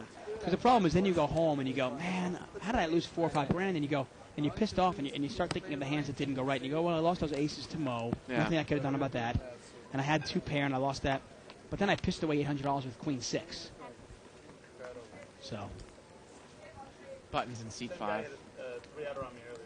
Pocket Go 10s for the here flush, for back door's a straight. seat 7. That's a mirror in the big blind. Again, we haven't really heard much from him. He's going to raise it out of the big blind. Going to make it 80 to go. target on my chest and walk on the freeway and see if that works. Yeah, and Huff says he should put a target on his chest and walk on the freeway. Hasn't been his night. Good, and I keep hitting the flop. Me too.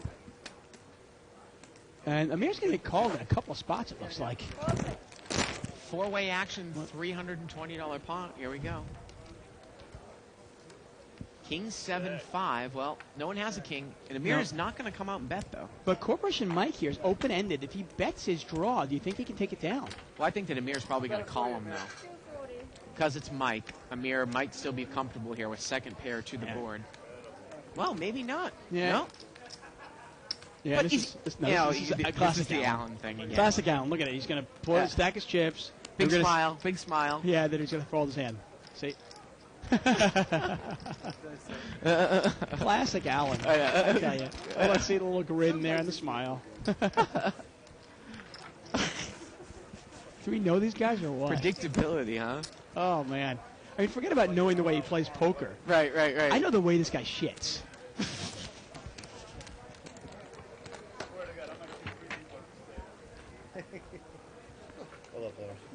Button has moved over to seat 6, yeah. Once again, live at the bike, folks, keeping it real, politically incorrect. When you're done, you give Mike the gun and he'll shoot me. I might, really.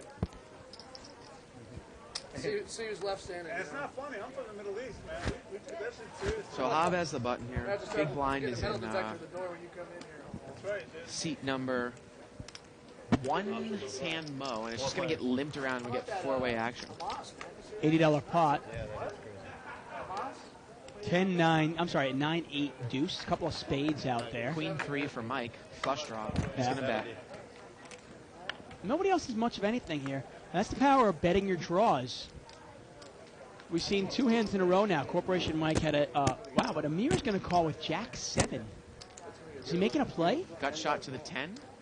Making a play, I guess. I mean, He mugged pocket 10s before. yeah, Corporation Mike here, he bet his draw last hand, took down the $320 pot. This is only an $80 pot, but he's betting his draw again. And right now, his queen high is the best hand. What if a 10 of spades comes? Well, turns a king of spades. Yeah. And the only thing I'm wondering is now, if Amir checks, do you check if you're Mike also? No, he's going to bet. He's going to bet. I was going to wonder if he's going to try to induce a bluff. He's going to bet 140. Well, look at this. He's induced a Well, bluff how anyway. about betting weak is going to induce a check raise? There you go. And Amir is going to check raise to 500. Yeah, and this is Amir. And you know what? Why not just call this and let Amir bluff again? And Mike is going to call. Yeah, and Amir's got to bet the river now. And this pot is about $1,400 here. And the river's another spade. Wow. And it makes Amir a straight. And how much is he going to bet here? Oh, and that card's got to suck. Well, Mike's going to call. I mean, Yeah. Mike can only lose to an ace. But he can't raise anymore. Spades. He can't raise the river, that's for sure. Yeah. And like I said, I mean, this is a new Amir that we haven't seen months ago, where he will once in a while get out of line and kind of mix it up. It's a good thing to put into his game. Just obviously, in that spot, he picked the wrong spot to get out of line. You know, he was bluffing the guy who had the nuts, pretty much. I know you got blood too, but And Mike takes down, what was that, about a $2,000 pot when it's all said and done? Yeah.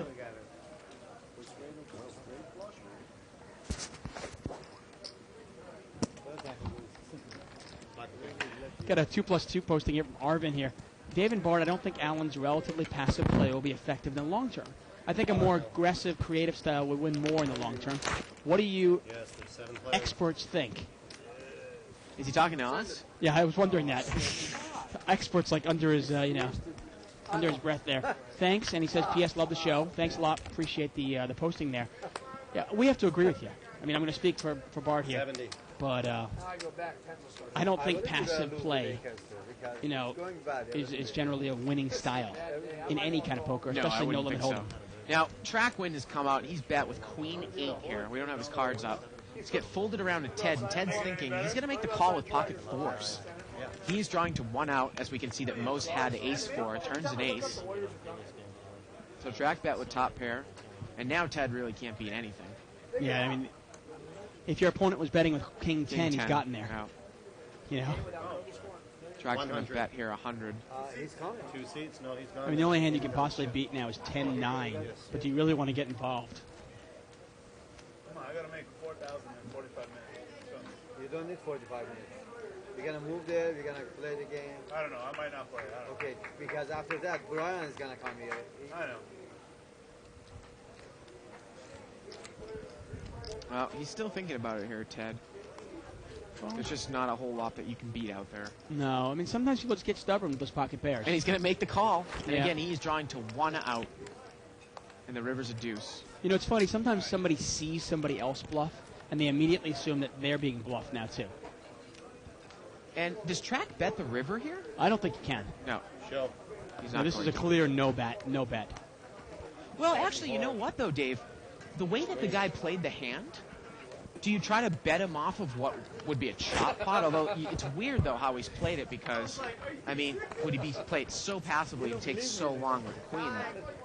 It was kind of weird. I mean, The way again, he you put him checked- on an under pocket pair. Yeah, the way he check call, man, that's one of the few times where I probably just check it and hope that he doesn't have a jack, a weak jack.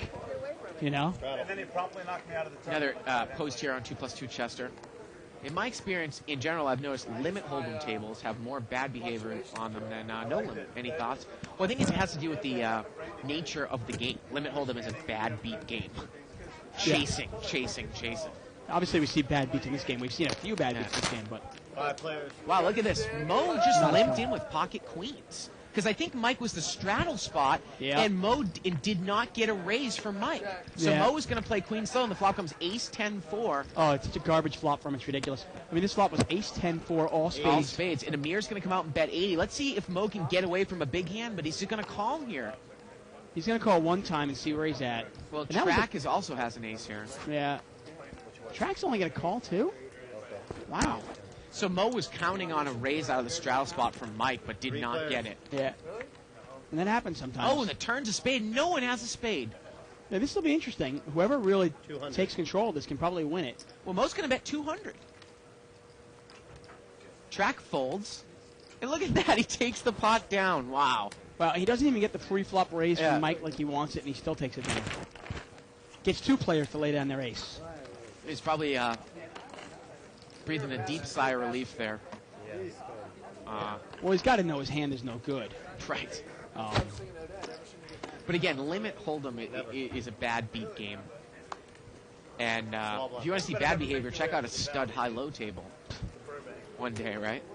I see you guys walking around. I'll pick you off the street. Email here from Kelvin. Raised 100. Says, Bart, the term for Boston assholes are massholes. You're right. Mass holes. Okay, Mass cool. holes. I like that. Mo's raised it to 100 here. He's got ace queen. More so, yes, sir. My And- brother-in-law is actually out of 3 Boston. players. Look at this. Corporation Mike's call with ace 5 of clubs. And Amir's got queen 10. Mo has both players dominated each way. But look at this. Amir's flop trip 10s. Yeah, dominated, schnominated. Look at that. Check. How much does that cost? Let's see what Amir's going to do here. You like Amir's jacket? Mo's going to bet. 150. He bets 150. Yeah, Amir's going to do a little check raise here. It doesn't matter. I gave him 50 more. And I think you got a check raise here. Now, Amir just bluffed. So if Mo had a real hand, He's going to mini check raise. yeah, and this is one of the reasons, I mean, Amir, And Mo said re-raise. there you go. There you go. Mo's going to re-raise. Now, 3 months ago, there's no way Amir's getting any action, but the Right. way Amir's playing now is he gets action. Well, I know that Mo's probably going to be done with this now. Because he doesn't have an overpair. Let's see how much more Mo's going to make it. Another 500 more. Wow. And Amir's got the eight, I mean, Mo's got the ace of hearts if it comes runner-runner. The pot is now $1,300, 500 to call. 16. And he's asking Mo how much more you have. So Amir has made the mini check raise, which I sometimes like. You know? Well, he said what you're saying. You know, Amir's kind of going, you know, Mo, I don't think you have any of this, but... Right. And Mo's going, well, I don't have any of this, but I don't think you have any of this Right. either. And Amir's going to move all in. He made it here. I think And Mo folds. Yeah. I think Amir might have thought that, you know, Mo had an overpair. And the funny thing about Mo, though, is that I've seen Mo, he sometimes thinks, and I wonder if Mo had an overpair, if he would have been able to easily get away from it. Because he sometimes thinks that why would somebody show a lot of strength with a strong hand? Sometimes, why would somebody play the way that we preach, Dave? I've had this Right. discussion with him when he goes through, works back a hand. If Amir made that play and Mo had aces, I don't know if Mo necessarily would have laid it down. I'll ask him after the show. I don't know. Do you think he would have laid it down? You got to wonder, obviously. Yeah, yeah. It's who knows. 50. Mo knows these players he plays against real well, Yeah. and that's one of the reasons he's able to make some of the moves. You owe me some money, too. That's funny. The move that Amir made against Mike So I don't want to hear it. cost him about, I want to say probably $800 or $900. But look at that. That's $500 that he earned from Mo that he never would have earned had he not made that move. Because I was open-ended on the But I straight had- as well. Ted had ace king here, and he did not raise pre-flop. Queen 8-9. I mean, advertising a bluff once in a while and no limit hold'em can be profitable in the long run. Turns an ace. Now Ted has top pair, top kicker. Check. I checked 2 times. Ted's on the button. I'm assuming they're going to check it to him. He's going to bet, right? You would think so. Go all in. Man, he's going to bet $300. Well, then we can make a deal. I made the deal. Those cards. Oh, you had the ace also? Email here from, and Ted's going to take it. Email here from Mike Antolini. Tolini. He says, hey guys, how often do you play with the regulars on this show? And when you do they realize how well you know their games and play accordingly? Well, I've really started to play a lot I open the 5-10 game up, Dave, and I'm really trying to do that every day. Yeah. You go and play with them afterwards. Like you might be able to play. You won't play in the same game that we have because we think it's unethical, but you might go and play in the 5-10. They know we're the commentators. They know we know their games, but I don't think a lot of them care, and I don't necessarily know if they make any adjustments. No, I mean, Yeah. a couple of them are very aware, but I mean, Mo always says Yeah. when I'm playing with him, he knows, oh, you know me so well. You played with me for you've watched me for hundreds of hours. But, you know, in the end, human nature, we all return to what the way we play, I think. I wonder if a lot of these guys are capable, or not even capable, really are adjusting their style. 80. Amir's going to come out and bet here with top pair. See if Hob is going to get involved here in the blind with 10-5 of diamonds. He's just not even going to get involved. But like you said, though, we set a precedent a long time ago where we will not play in a game that we've commentated on that night. Right. Does that give you 12 more ass I take down the big boys, dude. I ain't scared of the big No. guys. Shit don't bother me one bit, because I go right for the throat. You ever take one of these in the throat? I will play with the same lineup tomorrow. Small Here. blind, big blind. Then you catch a Nita the Grill. Nita's grill. That's how we used to roll them. How obnoxious is that song? Real song. Button is in seat 5. The loose player comes to the table. How's on? New player there, Sean. He's going to add a lot of action to the game, huh, Dave? Oh yeah, he is just Like, he is like action in a bottle, folks. 5 players. Man, I'm playing any 2 cards up to $80. 5-way action here. Jack 8 deuce rainbow. And Mike's going to bet here. 80. It's actually Jack 9 deuce. Mike's got Queen 9. He's going to bet with middle pair. He has the best hand. Actually, seat number 2, Alan's got the best hand with King 9 of spades. Corporation make the Mike's call. name on there. It almost looks like Corporal Mike. Players. Right. We should make it like Lieutenant And look Mo. at this. Track is in there with Queen deuce. Alan checks, and Mike's going to bet again. Well, again, sometimes you'll often see What do you Alan do if the take queen comes one off here? off. Alan will take one off. Is he going to continue on with the hand? See, there are certain hands I don't mind going for 2 pair. Like if I have 2-4 or 2, but Queen deuce there, doesn't the Queen kind of go with the Jack? If somebody had Queen Jack, say. And there you go. Alan's not going to take one off, or he just took one off, and it looks like he's going to fold. Now, you've also got to be scared if somebody was betting their draw. Somebody had 10-8 there. Your second pair can make somebody a straight. There are times to go for 2 pair if the implied odds are there, but you've got to be careful. The reverse implied odds aren't going to kill you. Look at this. Mike said, call me and we'll check the river, thinking that he probably had the best hand, but he did not. River would have been a 6. I don't think it would have changed anything. I've got a new blog up, by the way, if you want to check out liveatthebike.com. On the left-hand side, it's Under the Gun with David Tuckman. It actually says Tuckman Under the Gun. You can click on that, and I've got a new blog that I wrote about, I want to say 3 days ago. And it actually involves a hand with Amir in seat 7. So give it a read. Let me know what you think.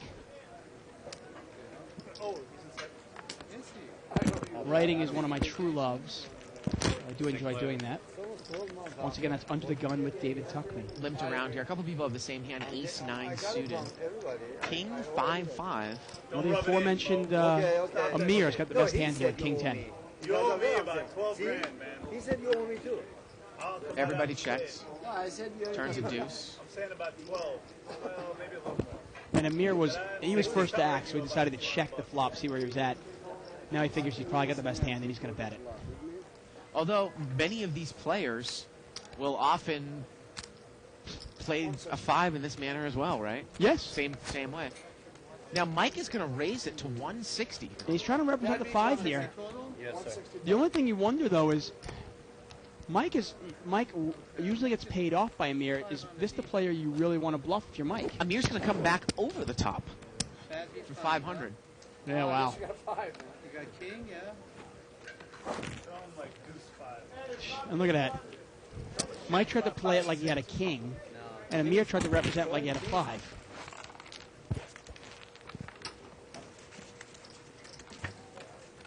Obviously, we know the truth. Thought that whole minimum raise there doesn't really work. Yeah, Hub has really had a tough night tonight with that hand with the aces against most king-queen suited. And sometimes losing with aces can set you up. On Wednesday night after the show, I went and played in the 5-10 game. And right away, I flopped two pair and lost with that. I had aces and I lost with that. And then I had jacks and lost to a set of deuces. And I just figured it wasn't my night and I went home. But, you know, losing aces, that sucks, especially in no-limit hold'em. Seat 7's going to raise it up to 70 here. King Jack offsuit. On the button, use a power position. Why not? Call and I'll be a liar. I mean, I love raising in position, especially when your hand is, above average. 70 total. 5 players. Look at the hands calling him. I mean, this is a raised pot, and we've got like 7-4 in there. Hobbs playing deuce 6 offsuit. 10-7-4. I mean, we're not even talking about raises of we're talking about a $60, $70 raise. And Mike's got bottom 2 pair. Amir makes a continuation bet. Allen's got top pair, and Mike has bottom 2 pair. Now, this is how usually when Allen plays it when he has top pair. And Mike is going to check raise. Now, the funny thing about that is if Mike had actually bet the flop, well, I guess Amir doesn't really have a piece of it, but if Amir had like an overpair, Right. he would have won more money, but he just doesn't get that concept. Yeah, but I don't mind this play here. Remember, it's Amir raising on the button. He doesn't necessarily need to have an overpair. He could easily have king, jack, king, queen, something like that. And look at all the money Allen, Right. Mike's gotten in the hand now. And Allen's probably going to call. How much more is it? He's leaving to Allen. 600 more. He's going to leave it to Mike. Let's see if Allen can get away from jack 10. Well, Allen would have outs, obviously. Bottom 2 pair vulnerable to the turn card pairing or a jack or a 10. Yeah. Yeah, one hand. I mean, I love betting into the razor. Sometimes, though, if the razor is on the button, you can't give him credit for a real hand. But let's say I'm in the small blind, for example, and an under-the-gun razor who's, somebody like Hov were to raise, I might bet right into him hoping he has aces or kings. Well, Allen's telling Mike what he has, so I'd imagine that he's... All right.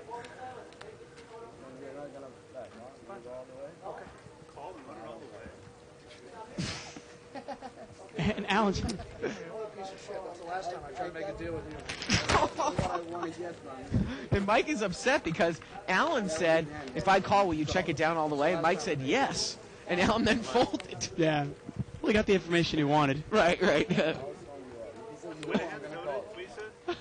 It's funny, though. Mike said the same thing last time. He said that, and he actually was behind. Right. Can I? No. Oh, really? That's the funny thing. I didn't want to go there. King Jack offsuit here. Same here for Amir. C3. Thank you, Mike. Pocket trays for Sean on the button. And Amir just limps in this time with King Jack. Yeah, not on the button. Allen. Watching you, it almost looks like you do anyway. Wow, 1, 2, 3, 4, 5, 6, 7, 8-way action here. Yeah, these players have really moved around a lot here. $160 pot, ace 10 4. Same time? And nobody has an ace. Nobody has an ace. I want to say Allen has a 10. He does. He has 10-6. 50. Wow, and look at Ronnie get these cards up there, huh? Yeah. Pretty impressive. Now we had a $50 bet here by Ted with pocket eights. I'm very flexible. And Amir is going to call. He's got a gut shot to the This is it. My last name's not Hamas, it's Abbas. gut shot to the not that way, man. queen. Turns to 6. Hey, 2 months Dave and I ago, were just easily distracted as someone brought us a bowl of sushi there. I'm going to choke everybody out. And I believe that Ed is checked here. Oh, he's bet 100, and Amir's going to get away from it. Now, Allen made 2 pair here, Dave. He spiked 2 pair on the turn. I thought you would choose, man. 10-6. And when Allen shows strength, he usually has it. Yep. And that's how you start figuring out. Allen just says, I raise. And you Yep. start figuring out, you go, okay, now Amir is capable of bluffing. He's capable of raising without having anything. But Allen is not. At least what we've seen so far. And Ted picks up on that, and he folds. And Allen takes it down. Looks like, Dave, we have a scallop sushi. Or as you say, scallop, right? Thank you very much. Straddle, take 1, C3. Straddle here by C3. Interesting. Or straddle by Corporation Mike. As if the whole world spoke like you Bostonites. Right. And I'm just alone. The answer to that question, Donna, is yes. Ace King here for seat 1. Raise it. Donna just asked us if we wanted more. More sushi. Yeah. I mean, I can eat sushi 5 days a week. I love it. And we have a raise here by Mo. He's got Ace King. Made it 200 to go. In late position. Yep. 5 and Big raise, huh? 7. 12.9. I think so. And Mike calls $200 here. Wow, 6-8 offsuit. Hey, Mo, did I see they have the party? And Hav is going to call. Hav's got 9-10 offsuit. And here we go This to is the a flop. $200 bet. $600 pot now. King 4 Jack, and Mo's got top pair. Go ahead. Okay. I'm amazed. I mean, we're not talking like a $70 raise. We're talking a $200 raise these guys called free flop. And Mo's going to bet. 500. I mean, I understand you even if you put Mo on nothing, you've got 8-6 and 9-10. Wow. Mo bets 500. He takes it down. Yeah, well, that's pretty straightforward, huh? Okay, I get it. Button moves over here to Allen. Mo would have rubbed it in with an ace on the turn. A little surprised that Hav called with 9-10 offsuit out of position. I mean, I don't like to get really in hands when I'm involved with Mo out of position. And also you got to look at your implied odds just aren't there. I mean, Well, I don't think Hobb would have called heads up against Mo, but when Mike is in the middle Yeah. there, I he mean, thinks, wait, you know what? If I look hit a at it- monster, you look maybe at I it, can you're get both. You look at it, you get like 9-10, and the way, especially if Mo doesn't have a pocket pair, like if Mo flopped top set and you miss straight, you could get paid off. But 100. unless Mo made something like, top 2 pair with 9-10 isn't going to be, a hidden straight, that type of situation. No, you never know. I mean, although it might be a surprise because Mo might not put Hobb on 9-10 because you go, wait a second, Hobb would not call me with Hobb. You know what I mean? Let's say the flop comes out Jack 8 blank, Right. And Mo bets. And then it comes out. I'm trying to think of a way it could do it, but if it hits, literally I can't even talk. Got the sushi in my mouth. If Hobb hits his hand, I don't know if Mo sees it. Mike raised out of the blind with Queen 10. The flop comes 7-6-6. Allen's open-ended here. And Mike is not going to continue to bet here. And look at this. Hobbs got 10-9 again. Overcards and a gut shot. And Mo's going to bet with pocket eights. He bets 400. He's got an overcard to the board. He's going to bet 400. Allen is open-ended here. He needs a 4 or a 9. And he's going to make the call. Yeah, I was going to say, do you want to get involved when with a paired board out there? Now, obviously, we know if Allen were to raise regardless of what turn card came, Mo would easily get away from the hand. Exactly. If he were to raise with his draw here on the turn. Turns a 4 while he makes a straight. 2 players. Yeah. And now Mo's open-ended. Or he's got a gut shot, and he's going to bet again. And he bets Allen- a lot, and Allen just calls. Well, there's a paired Wow. board out there. He's scared. And the river's a 4. And that now doesn't Mo, change anything. yeah, unless Mo thinks he's got a 7, and now Mo checks. But can Allen bet this? No, he's not. He's not going to bet. Wow. And it's straight. He's going to take the straight down over a $2,300 pot. Why don't you bet that? Think about it. Is Mo really going to check a 6 to you? No, of course not. He should bet. Now, I don't know if he would have gotten a call from Mo because it's Alan betting. Right. But I'm really surprised that Mo bet that much on the turn. Because that was a possibility of completing a straight draw, and you got to figure. I mean, kind of remember earlier in the night, Mo bet 100 and Alan raised, and Mo quickly threw the hand away.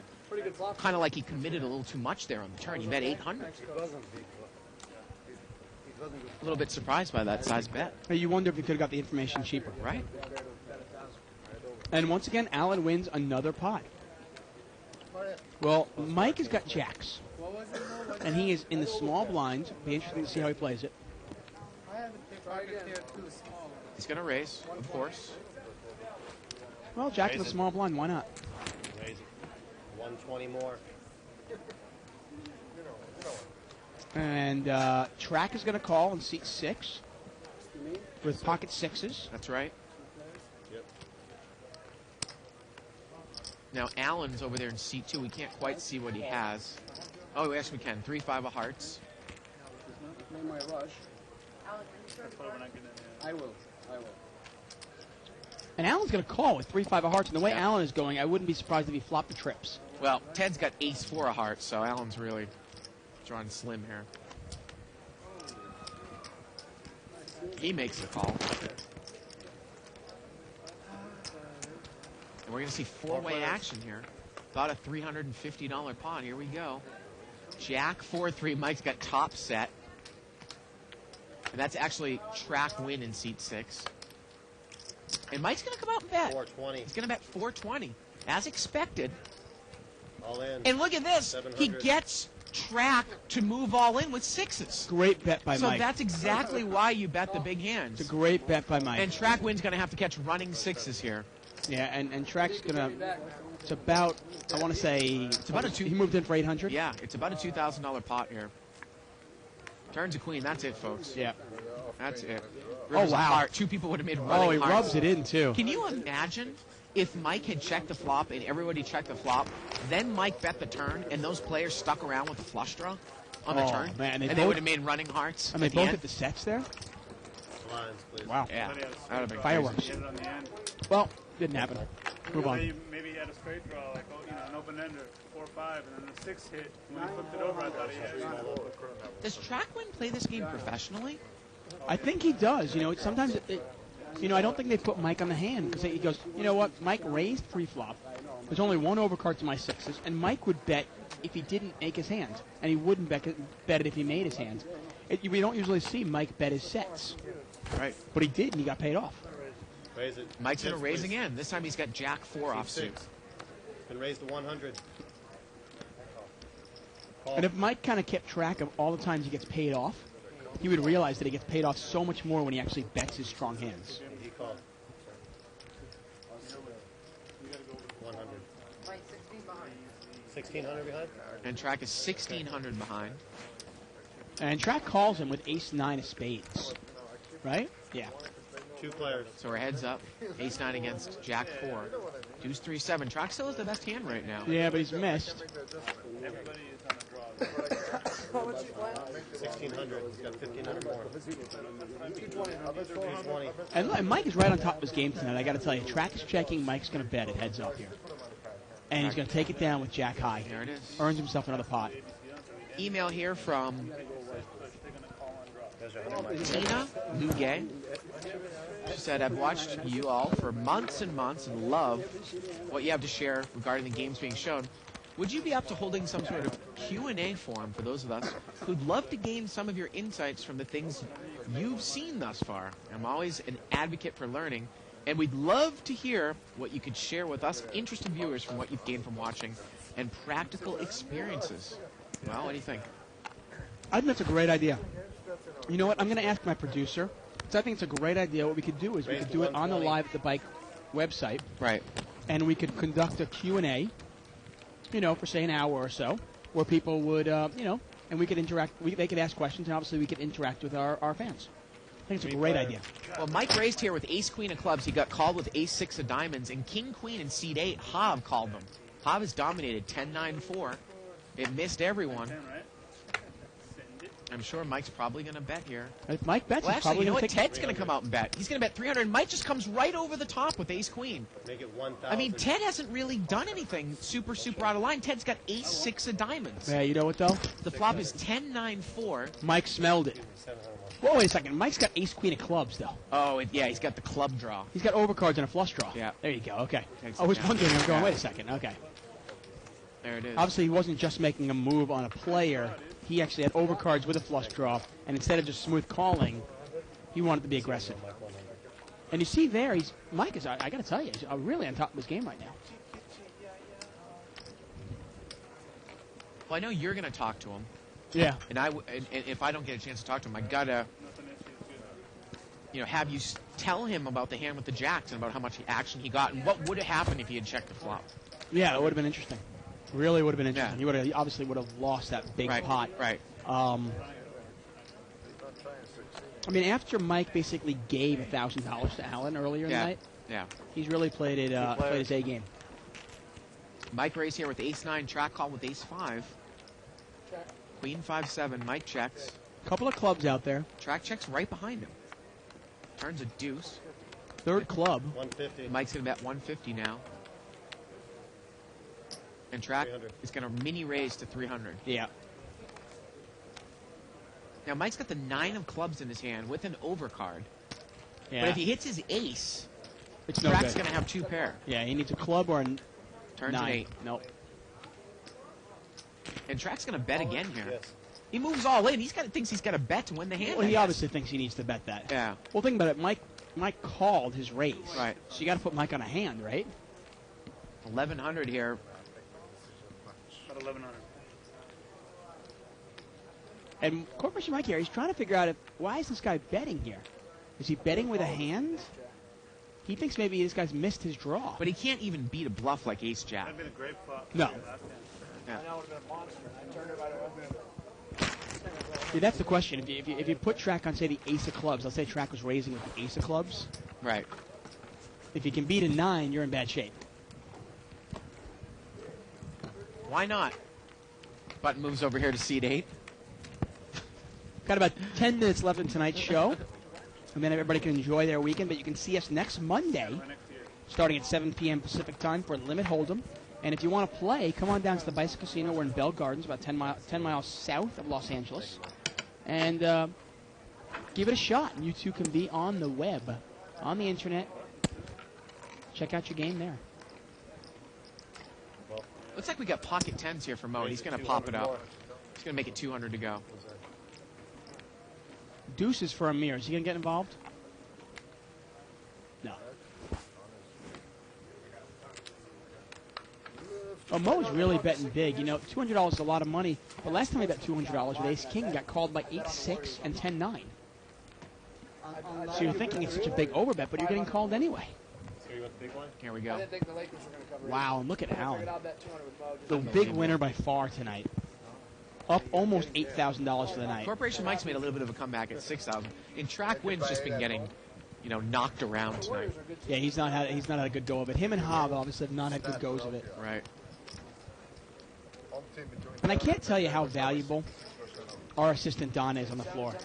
I mean, giving us the updates, telling us what's going on out on the floor. She really is our eyes and ears out there. Come on, focus, man. That's a big stat. Option. You want to raise it? Limped around here. You got stats like that. How many 5-way stats you action. got on five? Actually, I think there was a little bit of a raise here. 7-6-3, a couple diamonds. No, it was limped around. It was. Yeah, limped Mo's around. going to bet, though. Well, he's got pocket 5. He's going to see where he's at. Yeah, he's got a gut shot. Got shot in a pair with the board here. Yeah, and Mike's got ace 3. trying to see what Ted has here. Ted's going to fold. And Mike is going to get involved here with ace 3. Yeah. I just don't know why. Track's got jack 8. He's going to fold. We're heads up. And Mo has the best hand here by far.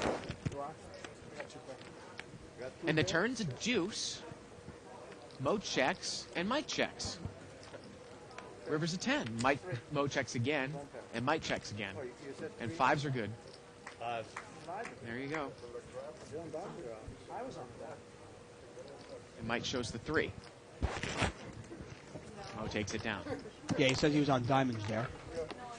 Is Obviously that hurt not. when you grab your ankles? I think maybe he called thinking that.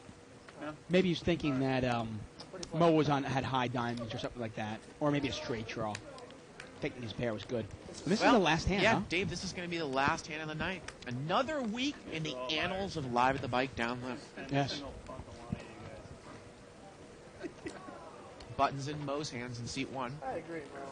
A piece of shit lying to me like that. You know? Track wind limped in here, Where do you get off? Talking to me? Option, Mike. and everybody's You limping. think after 20 years playing poker, I'm gonna Limped. say, okay, I have Flushra and I have Between the blinds, There we Track go. and Mike. Jack Deuce against That'd be a 7-4 cool off thing suit. to do sometime. And look at Track win, he's got 2 pair. Yeah, and Mike's got nothing. And Track's going to bet. And Mike's going to fold, I think. And Track takes it Can't, down. hey, you can't do it in a tournament. Well, that's going to do it for us tonight. Yep. Dave Tuckman, another week down. Another night. History. Well done. Yeah. matter of People race. saw us, they would see us shaking hands. I don't touch you. Oh, there we go. Well, he did just shake my hand a second ago. He's lying. Never did it. So, we'll see you on Monday, everybody. For everyone here in the booth and for Dave Tuckman, good night, everybody, from Live at the Bike. Called. Or Jack or something. It's here. It's big. And it's closer than you think. It's not a tournament. It's what you don't see on TV.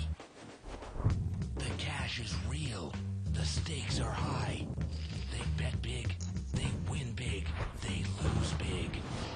High stakes live action poker. Live at the Bike. Watch it live on the web or play it if you dare at the Bicycle Casino right here in Los Angeles.